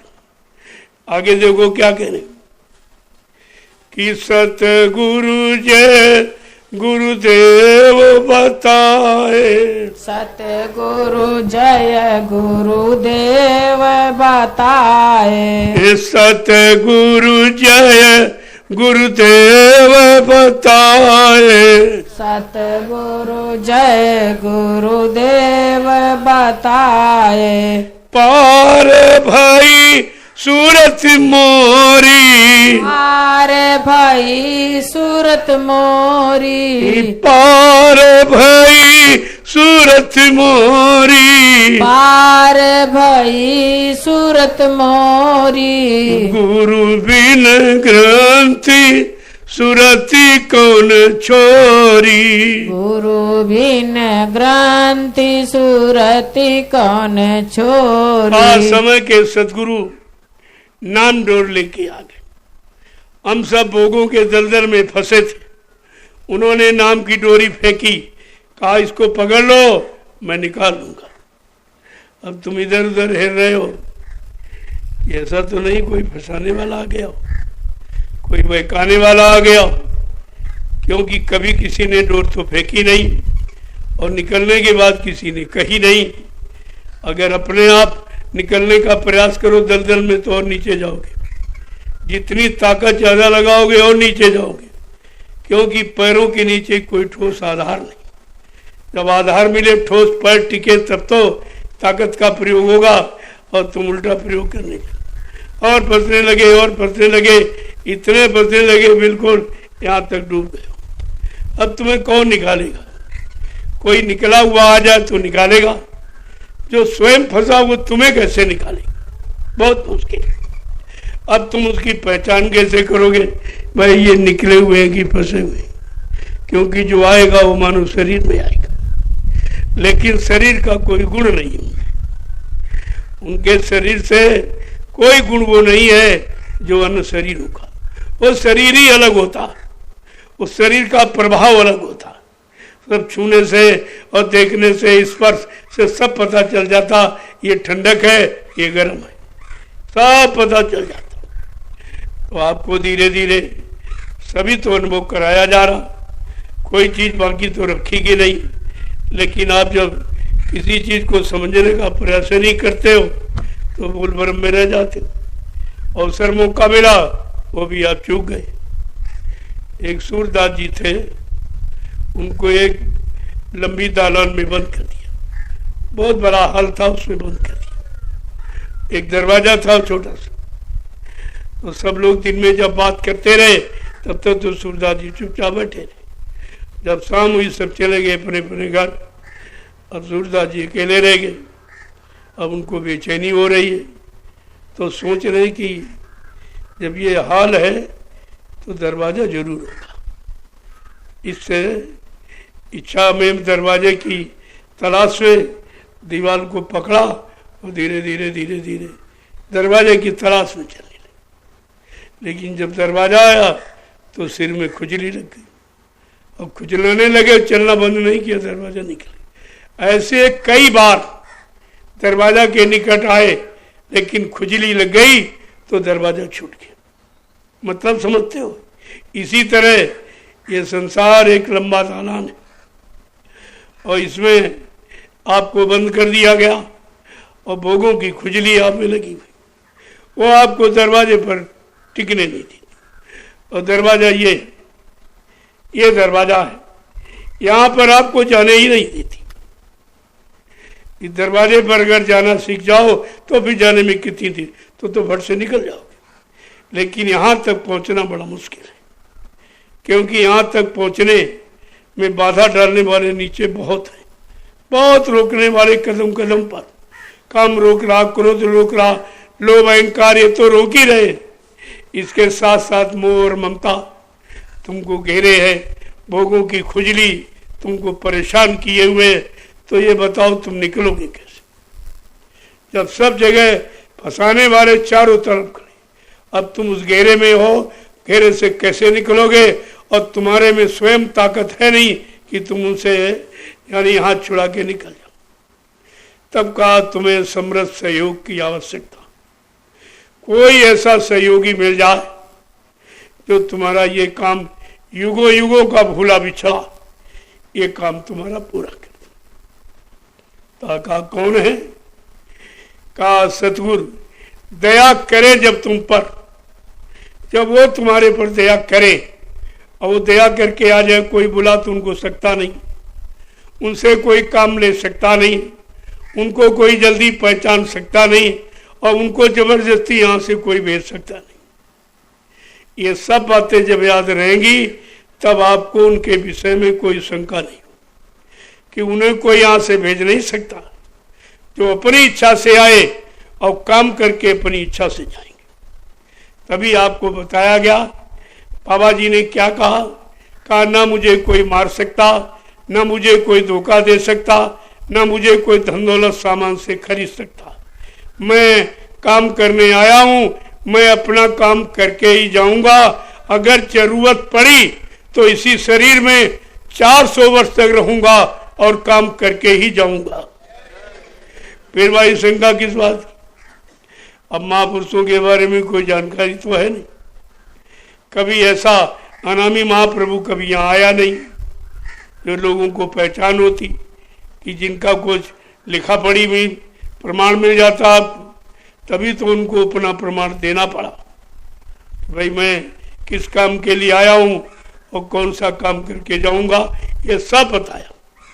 लेकिन किसी की समझ में नहीं आई, सब बताया। ऐसा नहीं कहा मैं परिवर्तन करने आया हूँ और परिवर्तन करके ही जाऊंगा, ऐसे में जाने वाला हूँ नहीं और मुझे कोई भेज सकता नहीं। कहा वो गांधी महात्मा तो चूक गई, जो तुम महात्माओं की बात लागू करते हो, पहले बात गांधी कोई महात्मा था ही नहीं, वो तो नाम का महात्मा था, उसके तो 9 बच्चे थे, वो महात्मा कहते थे। कहने का मतलब ये है, जब कहा मैं गांधी महात्मा नहीं हुआ जो चूक जाऊं, वो चूक गए, गोली के शिकार हो गए। लेकिन बच्चा मुझे मारने के लिए सृष्टि में कोई गोला बारूद तैयार नहीं, ना मुझे कोई मार सकता, ना मुझे कोई धोखा दे सकता, ना मुझे कोई धन दौलत सामान से खरीद सकता। मैं अपना काम करने आया हूं, काम करके ही जाऊंगा। अपने उस काम को करने के लिए मुझे कोई लीला, कोई खेल, कोई चमत्कार, कोई करिश्मा क्यों न करना पड़े। जब सब बात आपको बता दी गई, फिर आप कैसे भूल गए? फिर अपने गुरु में कैसे शंका करती चले गए। तो फिर ये काम कौन करेगा? ये काम किसी के बस का है? कलजू भगाना और सचू लाना ये किसी के बस की बात है? ये कोई इंसान युग बदल सकता, युग परिवर्तन कोई कर सकता? ये सब आपको सोचना चाहिए। अगर सत्संग वचनों को याद रखा होता तो कोई शंका नहीं होती। तो आपने सब बोला दिया, जब वचन भूल गए तो तुम भूल भलैया में चले गए। अब आपकी समझ में नहीं आ रहा। तो ये सब आपको बताया गया। मैं कलयुग को भगाने आया हूँ, सतयुग को लाने आया हूँ, सबको न्याय सुरक्षा रोजी रोटी की व्यवस्था बना के देने आया हूँ और सब जीवात्माओं को जगाने आया हूँ और सबको शाकाहारी बनाने आया। जब तक मेरा ये काम नहीं हो जाएगा मैं मानव शरीर को छोड़ के जाने वाला नहीं हूँ। ये सब जानकारी आपको दी गई, लेकिन वही बात है, काल ने आपको भूल भुलैया में डाल दिया। काल के जीवों का तुमने साथ किया और उन्हीं की बात मान ली, गुरु की बात भूल गए। उन चेलों की बात मानी जो काल के जीव। पहले भी कहा था बच्चा, तमाम काल के जीवों ने मेरे यहाँ बैठ के नामदान सुन लिया। काल ने उनकी ड्यूटी लगाई है कि गुरु के वचनों को सुनने मत देना, गुरु से विश्वास करने मत देना, नाम की कमाई करने मत देना, कोई आदेश हुकुम मानने मत देना, परमार्थी सेवा में लगने न देना, नहीं तो सब जीवात्माएं वो निकाल के ले जाएंगे तो मेरा देश ही खाली हो जाएगा, मैं राज्य हुकूमत किस पर करूंगा। ये सब आपको बताया। जब नामदान दिया तब भी आपसे कहा कि बच्चा मैं अजर अमर देश से आया, यानी मैं मरने वाले देश से नहीं आया हूं जो मर के जाऊंगा। मैं अजर अमर देश से स्वतः आया हूं, किसी ने भेजा नहीं है। कहा मैं अजर अमर देश से आया हूं। जब तक तुम्हारी जीवात्मा को अजर अमर देश नहीं पहुंचा लूंगा मैं चैन से बैठने वाला नहीं। जब तक मेरा एक भी जीव यहाँ रहेगा मैं बराबर मौजूद रहूंगा। जब मेरे जगह सारे जीव चले जाएंगे मैं पीछे से जाऊंगा। तो इन बच्चों को आपने बुला दिया, अब तुम दर दर की ठोकरें खा रहे हो। गुरु में शंका की तो शंका तुम्हारे विनाश का कारण बन गई। कुछ नहीं आपके पास। जय गुरुदेव, जय गुरुदेव, जय गुरुदेव, जय गुरुदेव, जय गुरुदेव, जय गुरुदेव, जय गुरुदेव। नाम किसका? प्रभु का। जय गुरुदेव। नाम किसका? प्रभु का। जय गुरुदेव। नाम किसका? प्रभु का। प्रभु का प्यारा नाम। जय गुरुदेव। अब आप लोग खड़े हो जाओ, खड़े हो जाओ आप लोग। देखो पहले इशारा समझ लो। खड़े होने का मतलब है अब अच्छे नेक भले ईमानदार और चरित्रवान बनने के लिए खड़े हो जाओ। अब देश को इसकी जरूरत है। सतयुग ऐसे बुरे लोगों से नहीं आएगा। जब तक इनका सफाया नहीं होगा सतयुग गंदगी में नहीं आएगा। इसलिए उनके सफाया के लिए ये चार्ज कुदरत को दे दिया गया, वो अपने अनुसार करेगी। एक कोई महामारी आ गई सब सिमट जाएगा, ये बचेगा कुछ नहीं, सब सिमट जाएगा। अब आपको एक परिचय दिया गया। एक छोटी सी बीमारी कोरोना नाम की आई। यदि वो बीमारी नहीं थी, वो कुदरत की नाराजगी थी। बाबा जी ने सन 1980 में आपसे कहा था कि बच्चा अगर तुम शाकाहारी ना हुए और नेक भले अच्छे चरित्रवान और ईमानदार न बन पाए तो कुदरत की तरफ से एक ऐसी बीमारी आएगी जिसका नाम होगा कोरोना। ये 6 नवंबर 1986 में ये सब कोरोना नाम आपको बताएंगे। तो बहुत बाद में आया, महात्मा तो पहले से जानते। तो कहा अगर तुम शाकाहारी नहीं बने तो जरूर आ जाए। करो ना, क्या न करो तो कोरोना जैसी बीमारी नहीं आएगी। अगर करते रहोगे तो जरूर आ जाएगी, रोक नहीं पाओ। कोरोना का तो मतलब यही है, लेकिन आपको न बताया किसी और ना आज तक कोई इसकी दवा बनी। सब झूठा प्रचार हुआ, कोई हवा दवा कुछ नहीं। वो तो दवा तुम्हारे वंश की हानि की थी, जिससे औलाद न पैदा हो। परिवार नियोजन लगा के नसबंदी और गर्भपात करके ये थक गए। और कोई ये तो कुदरत की दी हुई चीज, तुम इस पर कंट्रोल कैसे कर लो? जिन जीवों को आना है वो आएंगे, उन्हें आप रोक नहीं पाओगे। तुम शरीर को नष्ट कर सकते हो लेकिन जीवात्मा बार बार जन्म लेगी, वो बार बार आएगी। जिसको एक बार आना था और मतलब यानी 50 वर्ष के लिए, और तुमने बीच में उसको खत्म कर दिया, यानी गर्भ में ही नष्ट कर दिया, अब वो 50 बार जन्म लेगी। कहाँ तुम खत्म कर पाओगे, कहाँ तुम कम कर पाओगे। कुदरत का चार्ज अपने हाथ में मत लो। भगवान बनने की कोशिश मत करो, भक्त बनने की कोशिश करो, तो फिर तुम्हें कुछ लाभ मिल सकता है। लेकिन यहाँ से भगवान के ऊपर निकल के ये करेंगे वो करेंगे वो करेंगे, ये जितना उपचार तुम्हारे साथ किया जा रहा, ये सब बच्चे पैदा ना हो। ये क्या है जो तुमको पोलियो पिलाया जा रहा है, क्या है? जिनको पोलियो पिलाया गया उन बच्चों के बच्चे नहीं होंगे, उनके बच्चे ही पैदा नहीं होंगे। इसीलिए मुसलमान पोलियो का प्रयोग नहीं करता। इसमें आपके वैक्सीन का, टीके का कोई प्रयोग नहीं करता। उसे मालूम है, क्योंकि उसको अपनी संख्या बढ़ानी, जनरेशन उसको बढ़ाना है। हिंदुओं से ऊपर जनरेशन हो जाएगी, उसी दिन हिंदुस्तान में मुसलमानों का फिर राज्य हो जाए। और तुम्हारे साथ ये अन्याय किया जा रहा, इसको कोई खोलता बताता नहीं है। ये सब ये इसलिए हो रहा, इसलिए इससे बचो, इससे दूर रहो। ये सब तुम्हारे लिए घातक। जब बच्चे नहीं होंगे तो शरीर का मतलब ही कुछ नहीं रहा। वो तो शरीर तुम इसीलिए बना के बैठे हो, बच्चे होंगे बच्चे होंगे बच्चे। और जब बच्चे नहीं होते तो कहते अरे मैंने इसको नहीं रखे, अब कहाँ सुंदरता चली। तुम तो देख के लाए थे, गोरा रंग है, अच्छा है, पढ़ी लिखी है, बहुत होशियार है, सब काम कर लेती है, बस एक काम बच्चे नहीं वे करे नहीं, छोड़ देंगे दूसरी करेंगे। फिर तुम्हारा देखना कहाँ चला गया?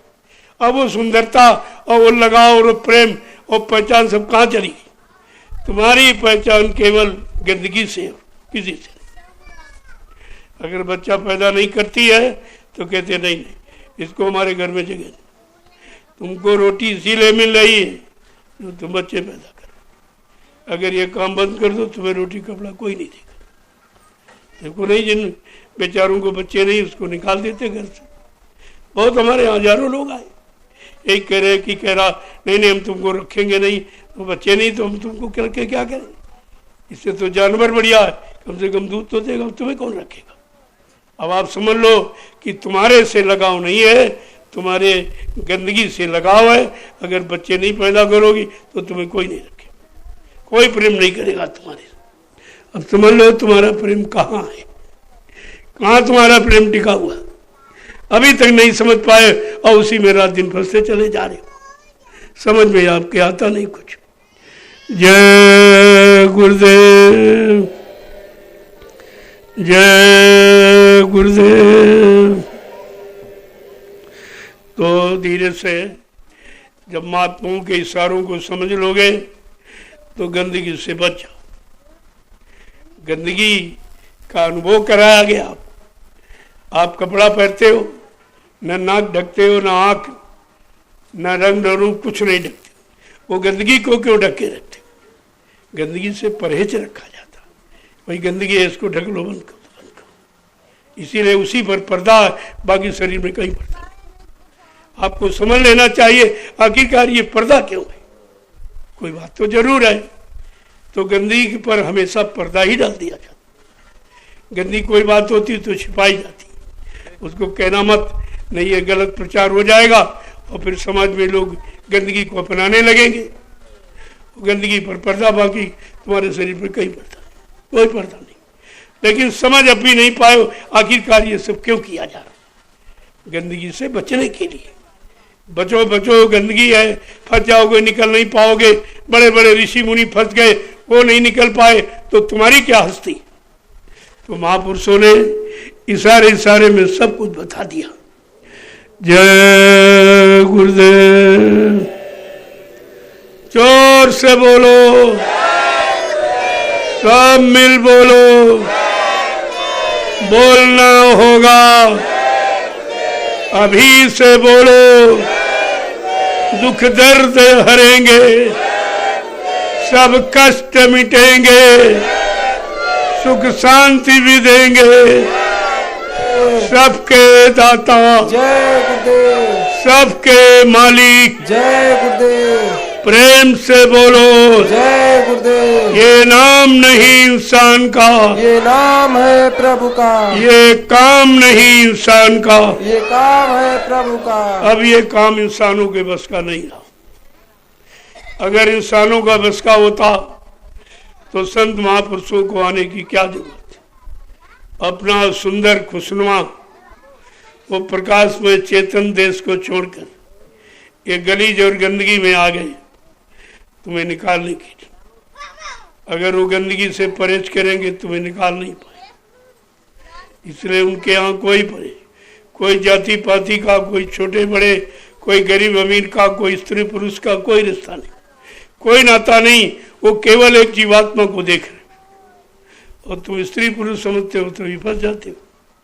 तुम फंसे इसीलिए हो कि तुम स्त्री कह रहे हो, तुम पुरुष कह रहे हो, लेकिन उनके यहाँ सिर्फ जीवात्मा। वो अपनी जीवात्मा को निकालने के लिए आए और घर पहुंचाने के लिए आए। उनका और कोई काम नहीं। अब वो कैसे निकलेगी और कैसे फंसी है तो उसकी भूमिका और व्यवस्था बनाएंगे और आपको उसी के द्वारा ये सब काम कराएंगे। जय गुरुदेव। अब आप लोग चलिए, देखो भूमि आपके लिए ली जा रही। जो प्रेमी सेवा करना चाहते, देना चाहते कि हमारा भी कुछ लग जाए, क्योंकि भूमि तो कोई चुरा नहीं, कोई उठा नहीं सकता, कोई चुरा नहीं सकता। ये जब तक रहेगी तब तक आपकी सेवा का लाभ मिलता रहेगा। बाकी सेवाएं तो इधर उधर खर्च हो जाती, लेकिन जमीन कभी खर्च नहीं होती। उस पर आप जितना चाहो उतना पैदा कर लो, लेकिन वो खर्च नहीं करती। इसलिए ऐसे सेवा के लिए सलाह दी जा रही जिससे आपका लाभ हो और आपके बाद जितने लोग आएंगे उनको लाभ मिले। इसको कहते परमार्थी लाभ। तो ये सूचना सब जगह भेज दो। जो नौकरी करते बच्चे वो मतलब यानी अपनी 1 महीने की तनख्वाह, पेंशन वाले, नौकरी वाले। ऐसे दशांश गुरु का होता है, तुम्हारी कमाई में 10वां गुरु का, क्योंकि आपने उनसे नामदान लिया तो नाम का तो कर्जा आप पर चढ़ा हुआ है और नाम की कीमत कोई अदा नहीं कर सकता। इसलिए आपकी कमाई में 10वां अंश रखा। अगर 10वां अंश निकालते रहोगे, यानी 100 रुपये अगर पैदा किए तो 90 तुम्हारे और 10 उनके। कितनी छोटी सेवा। अगर वो 10 निकालते रहोगे तो कोई बीमारी, कोई परेशानी, कोई दुर्घटना, किसी तरह का कोई नुकसान और हानि आपकी नहीं होगी। तो कम से कम अपना न दो, लेकिन जो दशांश गुरु का वही लौटा दो, उसी से सेवा कर लो। अपने 90 बचा के रखो, वो आपको नहीं देने, वो नहीं आपसे कहा जा रहा, लेकिन दशांश जो गुरु का वो जोड़ दी, क्योंकि वो तुम हजम नहीं कर पाओगे। फिर कोई बीमारी बन के निकल जाएगी, कहो लखों ले जाए, कहो जान भी चली जाए, तो बात को समझा करो। और दशांश से कितना बड़ा काम हो रहा। ये जमीनें ली जा रही और इस पर यानी करोड़ों लोग आते जाते रहेंगे, इसी पर बैठ के भजन करेंगे और इसी पर सत्संग सुनेंगे और इसी पर सेवा करेंगे। वो लाभ आपके खाते में आएगा। ये लाभ कोई दिला नहीं सकता, जमीन का ये लाभ। इसलिए भूमि सेवा सबसे बड़ी सेवा। तो जो प्रेमी करना चाहते हो कर सकते, काम तो हो रहा, लेकिन आपको क्या मिलेगा। आप भी कुछ चाहते हो तो अपनी गाड़ी कमाई का कुछ न कुछ निकालते हो। जैसे लोगों ने कहा कि हमारे पास कुछ नहीं है और हम क्या देंगे, हम तो रोज कमाते रोज खाते।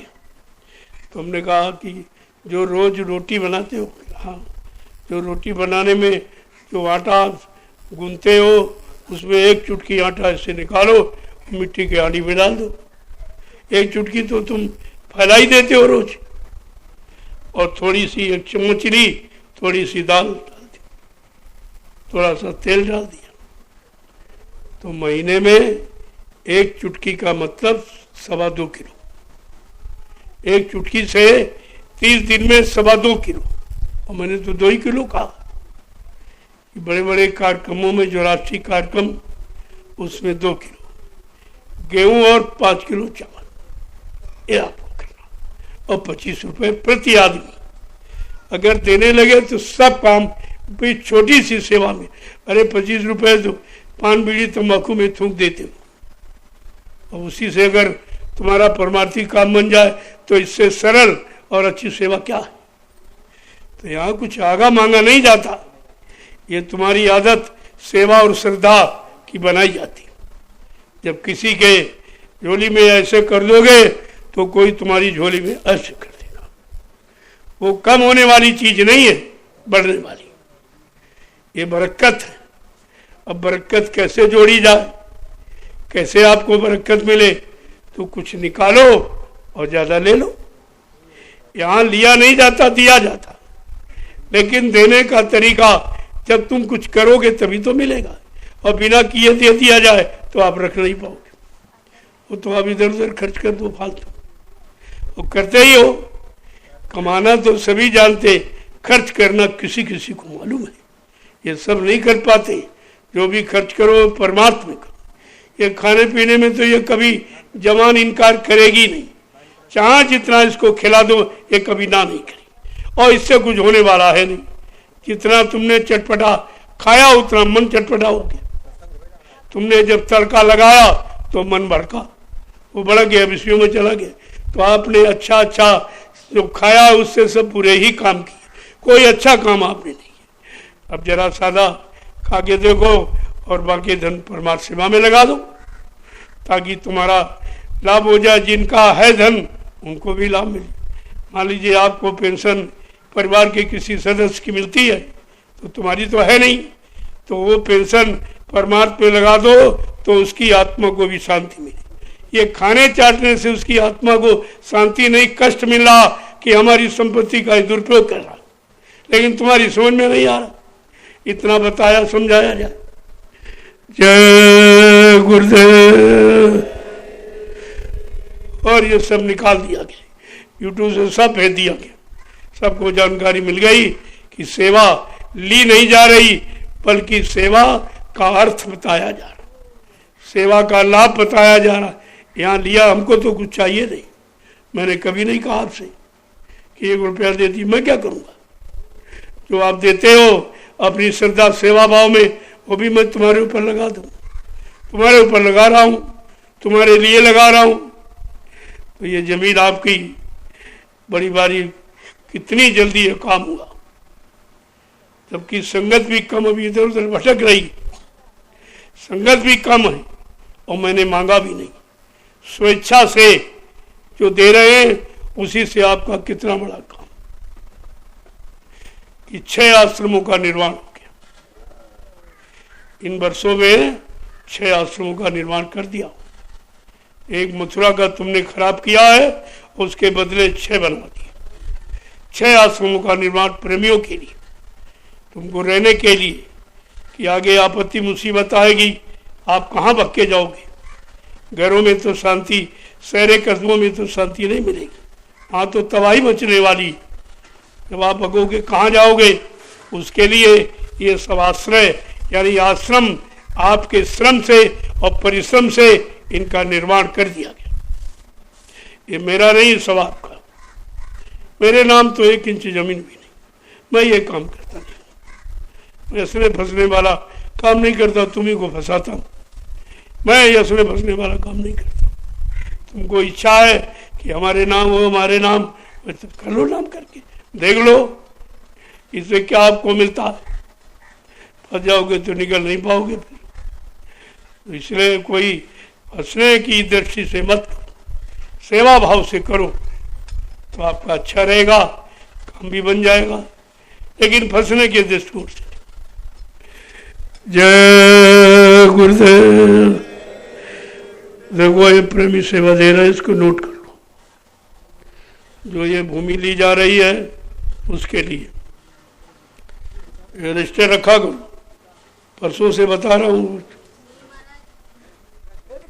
ठीक है, चलो भाई इसको लिखिए फॉर्म, तुमको रोज बताया जाए।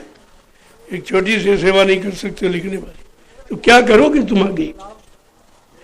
आगे तुमसे संगत क्या उम्मीद करेगी? चलो इनके नाम, पता, मोबाइल नंबर लिखिए।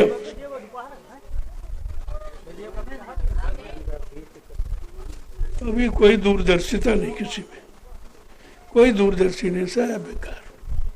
कूड़ा कचरा भरा है, तो इससे काम ही कहाँ होगा। बिना बताए तो कुछ कर ही नहीं पाते। सब बताओ और रोज बताओ, और तब भी ये भूल जाते हैं। कब करोगे तुम? और कहते हो बड़ी देर सज्जू नहीं आ रहा, सज्जू के लायक हो भी कि आ ही जाए, आ जाए तो क्या पहचान लोगे? सज्जू की कदर करने के लायक तो बनो। तुम्हारे कलयुग भरा हुआ है और सज्जू देखना चाहते हो, ऐसे नहीं आएगा। तभी कहा था बच्चा सतयुग तो आएगा लेकिन निकल कचूमर जाएगा, तुम्हारा कचूमर निकल जाएगा, ऐसे सतयुग नहीं आएगा। अभी तो ये छोटे मोटे काम नहीं कर पा रहे हो, तुम बड़े काम क्या करोगे? तभी आपसे कहा था होशियार रहना, पीछे से अच्छे लोग आ रहे तुम्हें धक्का मार के हटा देंगे कि इतने दिनों से तुम यहाँ हो, क्या किया तुमने? कोई काम करने के लायक नहीं बन पाओगी। अपने ही काम नहीं कर पा रहे हो तो समाज देश का तुम क्या करोगे? तुमको अपना काम नहीं आता। लीजिए इसको लिखिए, को नाम बोलते जाओ, लिखते जाओ। ये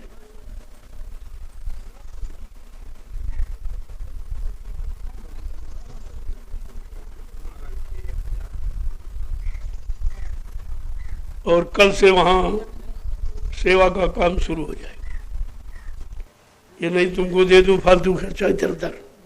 कितनी मेहनत से पेट काट के अपने बच्चों को नहीं देते, यहाँ लाते, उसका दर्द तो हमें तुम्हें थोड़ी है। तो हम तो उसको सही तरीके से सही जगह लगाएंगे जहाँ लाभ मिलने वाला। ये फालतू फालतू कोई खर्चा नहीं होता। मैं तो कुछ खर्च करता, मेरे पर एक पाई खर्चा नहीं। मैं कोई फल फ्रूट मेवा खाता नहीं, कोई दूध घी में इस्तेमाल करता नहीं। बस एक रोटी दोपहर, एक शाम, बस 2 रोटी खर्चा है। तो हमें क्या चाहिए? कपड़े आप लोग देते हो तो पहन लेता हूँ, तो कपड़े भी नहीं थे।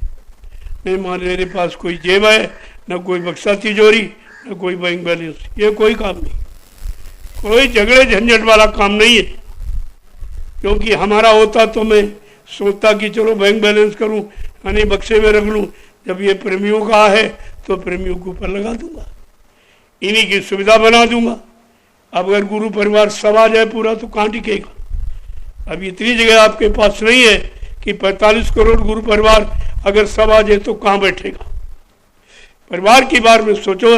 अरे भाई आप भी अपने परिवार के बारे में रात दिन सोचते हो और मैं भी अपने परिवार के बारे में सोच रहा हूँ, तो ये कौन सा गलत कर रहा हूँ? मैं अपने लिए तो कुछ कहता नहीं हूँ आपसे कि हमको तो हमारी व्यवस्था कर। कुछ मेरी पहचान झोपड़ी है, मैं झोपड़ी में रहता हूँ। आपके सामने बनी बिल्डिंग तो वहाँ भी बनी, सतगुरु धाम बिल्डिंग तो कानपुर में भी नहीं खड़ी, सब जगह। हरदोई में बनी खड़ी, ये दूसरा आश्रम हरदोई में बनने जा रहा। सब जगह बन जाता, प्रेमी रहते हैं और मैं तुरंत वहाँ से चल देता हूँ, फिर किसी झोपड़ी की तलाश करता हूँ। तो सब तुम आप जानते हो, हमको तो कुछ चाहिए नहीं।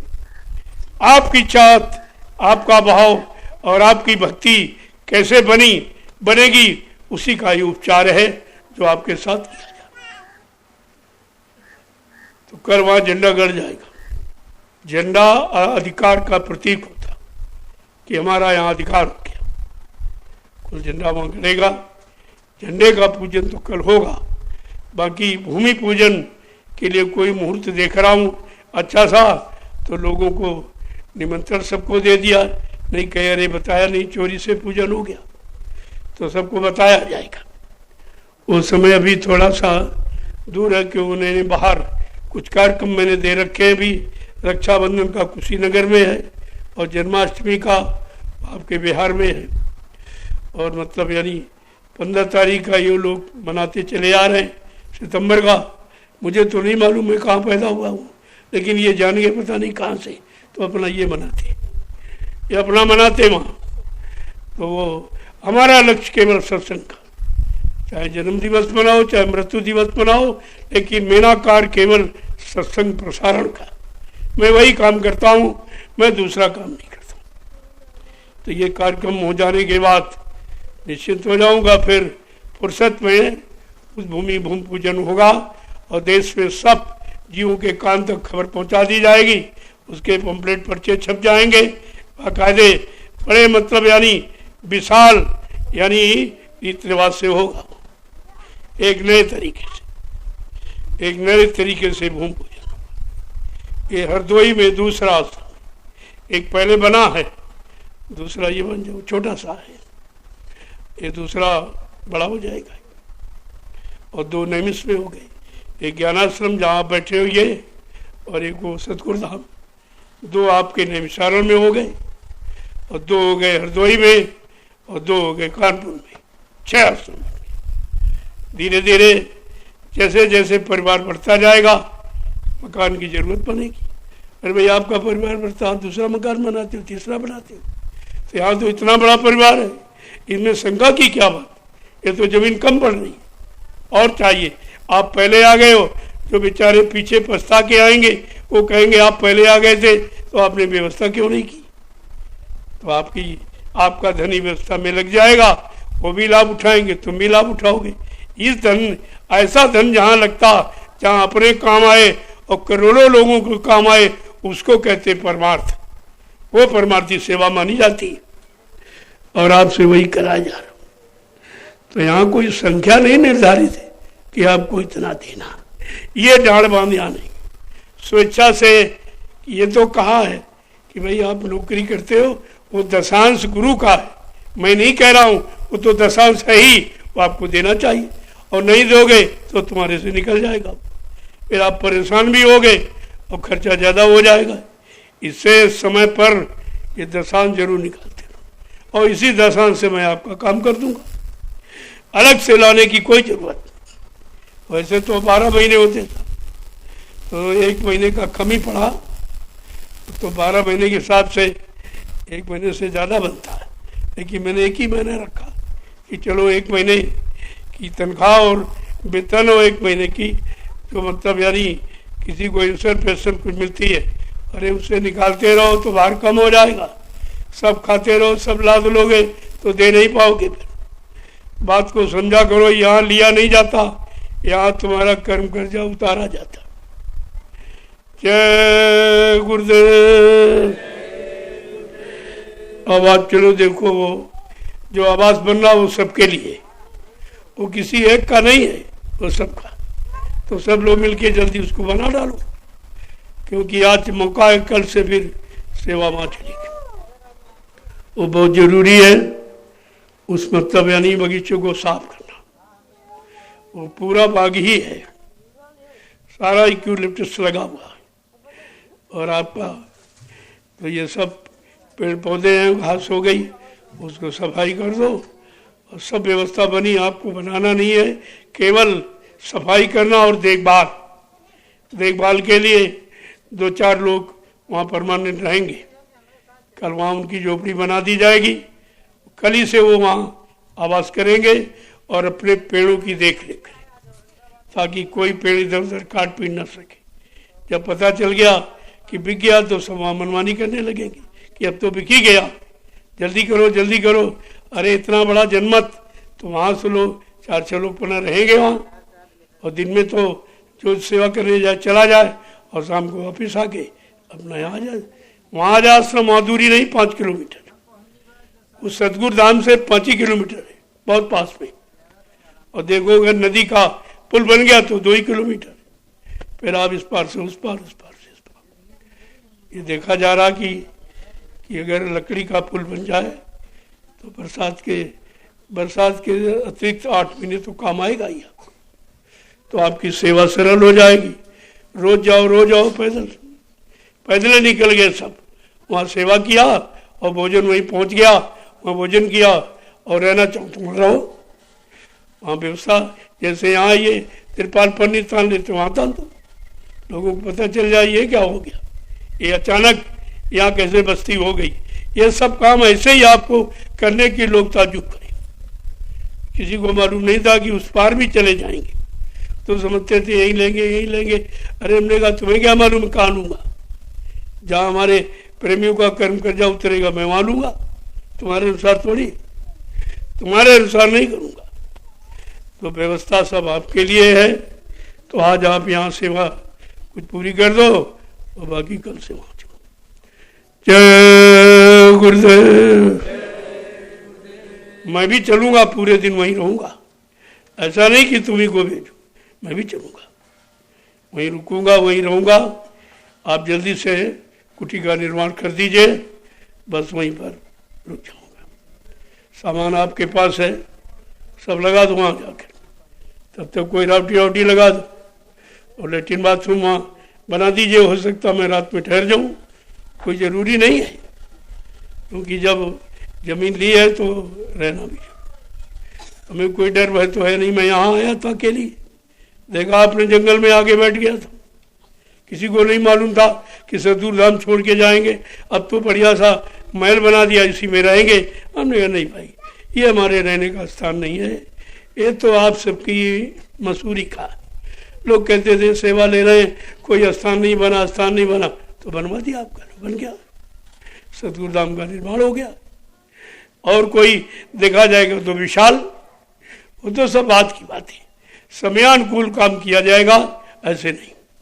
अब पहले निशाना जमीन का, आपकी सेवा जमीन में लग जाए, जितनी चाहो उतनी जमीन मान ले लो, बहुत जमीन है और सब एकदम लेवल में, वहाँ आपको कुछ करना नहीं है, सब लेवल में। तो जितनी जल्दी सेवा आप लोग जमा कर दो उतनी जल्दी ले ली जाए। तो आपकी सेवा पर निर्भर है भाई। मेरे पास तो कुछ नहीं, मैं तो ऐसा ही हूँ जैसा बैठा हूँ, कुछ नहीं, जो है सब तुम्हारा है और तुम्हारे लिए ही करने में लगा हूँ कि जितनी जल्दी हो जाए। मेरा तो कोई काम है नहीं, काम तो आपका, और धीरे से आप कर लो तो अच्छा रहेगा। भजन आपके बस की बात नहीं, इसीलिए दौड़ाऊंगा आपको, ये दौड़ाता रहूँगा, यहाँ से वहाँ, वहाँ से वहाँ, वहाँ से वहाँ। तो भजन न करो तो ये करो, भाग दौड़ करो तो भजन से ज़्यादा लाभ मिल जाए आपको। ऐसा नहीं, कलयुग में जो है क्रिया साध्य नहीं, कृपा साध्य। कलयुग में क्रिया साध्य नहीं है कि आँख कान बंद करो माला घुमाओ, नहीं, कृपा साध्य। अगर दया हो जाए तो सब काम झटके में हो जाएगा, कुछ करने की आवश्यकता नहीं पड़ेगी, क्योंकि जो आप कर सकते हो वो काम आपसे कराया जा रहा। भाई एक दिन की मजदूर भी एक दिन की मजदूरी दे सकता है, इसमें देने में क्या दिक्कत। और इसी से तुम्हारी संख्या इतनी है, दे दे जल्दी से तैयार हो जाएगा और फट से दूसरा प्लाट ले लिया जाए ताकि कार्यक्रम करने की सुविधा हो। वो तो बाग है पूरा, उसकी सफाई करनी ठहरने के लिए बढ़िया है, और इच्छाया है आप वहाँ ठहरने के, और कार्यक्रम के लिए कोई मैदान आगे फिर देख लिया जाएगा। जमीन बहुत वहाँ बिक रही है। जय गुरुदेव। अब आप लोग चलिए, आज यहाँ सेवा कर लो, तैयारी वहाँ की करो। एक ट्राली में सब लोग को भर लो और फावड़ा और कुदाल, हंसिया, खुरपी, सब औजार लेके एकदम लैस हो जाओ, चल पड़ो, एकदम मतलब चल पड़ो वहाँ उस मैदान पर, एकदम हावी हो जाओ, एकदम साफ करके। देखो यहाँ की घास दिखाई दे रही, कितना जंगल हो जाता था, लोग आने में परेशान होते थे, और तुम जहाँ पहुँच जाओगे वहीं साफ आई, वहीं साफ मैदान हो जाता। और जहाँ आप रहने लगे वहाँ आने जाने का तांता लग जाएगा, वहाँ तो सब लोग आएंगे जाएंगे आए, क्योंकि आश्रम से दूरी बहुत कम है। नियमित से आएंगे और नियमित सीधे आश्रम आ जाएंगे, अब वो नियमित से इसका एकदम मेल हो जाएगा। ये सब देख के समझ के काम किया गया है कि आश्रम की महिमा, सतगुरु धाम की महिमा और बढ़ जाए। तो वहाँ तो जगह कम थी, वहाँ लोगों ने ये बना लिया, नहीं बाबा जी को ज़रूरत है और इनको महंगी दो। अरे हमने कहा अगर हमने कासन बदल दिया है, पीठ पीछे घूम, तो सब यही रह जाएगा तुम्हारा। और वही किया हमने, उठाया मतलब यानी गाड़ी पकड़ी और फौरन जंगल में आ गए। अब जब रह गए हमने बेच लो, महंगी बेच लो भाई, हम तुम्हारा नुकसान थोड़ी कराएंगे, लेकिन हमारे अलावा कोई लेगा नहीं। वो बालू लेके क्या करेगा, उस बालू में कुछ होता भी नहीं। तुम इतने लोग हो और इतना उसमें खाद डाल रखा गोबर का, तब कुछ थोड़ा बहुत हो रहा, न बालू में कुछ होने वाला नहीं है। अब उसमें हम पैसे नहीं फंसाएंगे, आपकी सेवाओं का दुरुपयोग नहीं करेंगे। वहाँ आश्रम भर के लिए बन गया, पर्याप्त है। अब इधर सब इधर, ताकि कितने भी लोग आ जाएं, सबके लिए जगह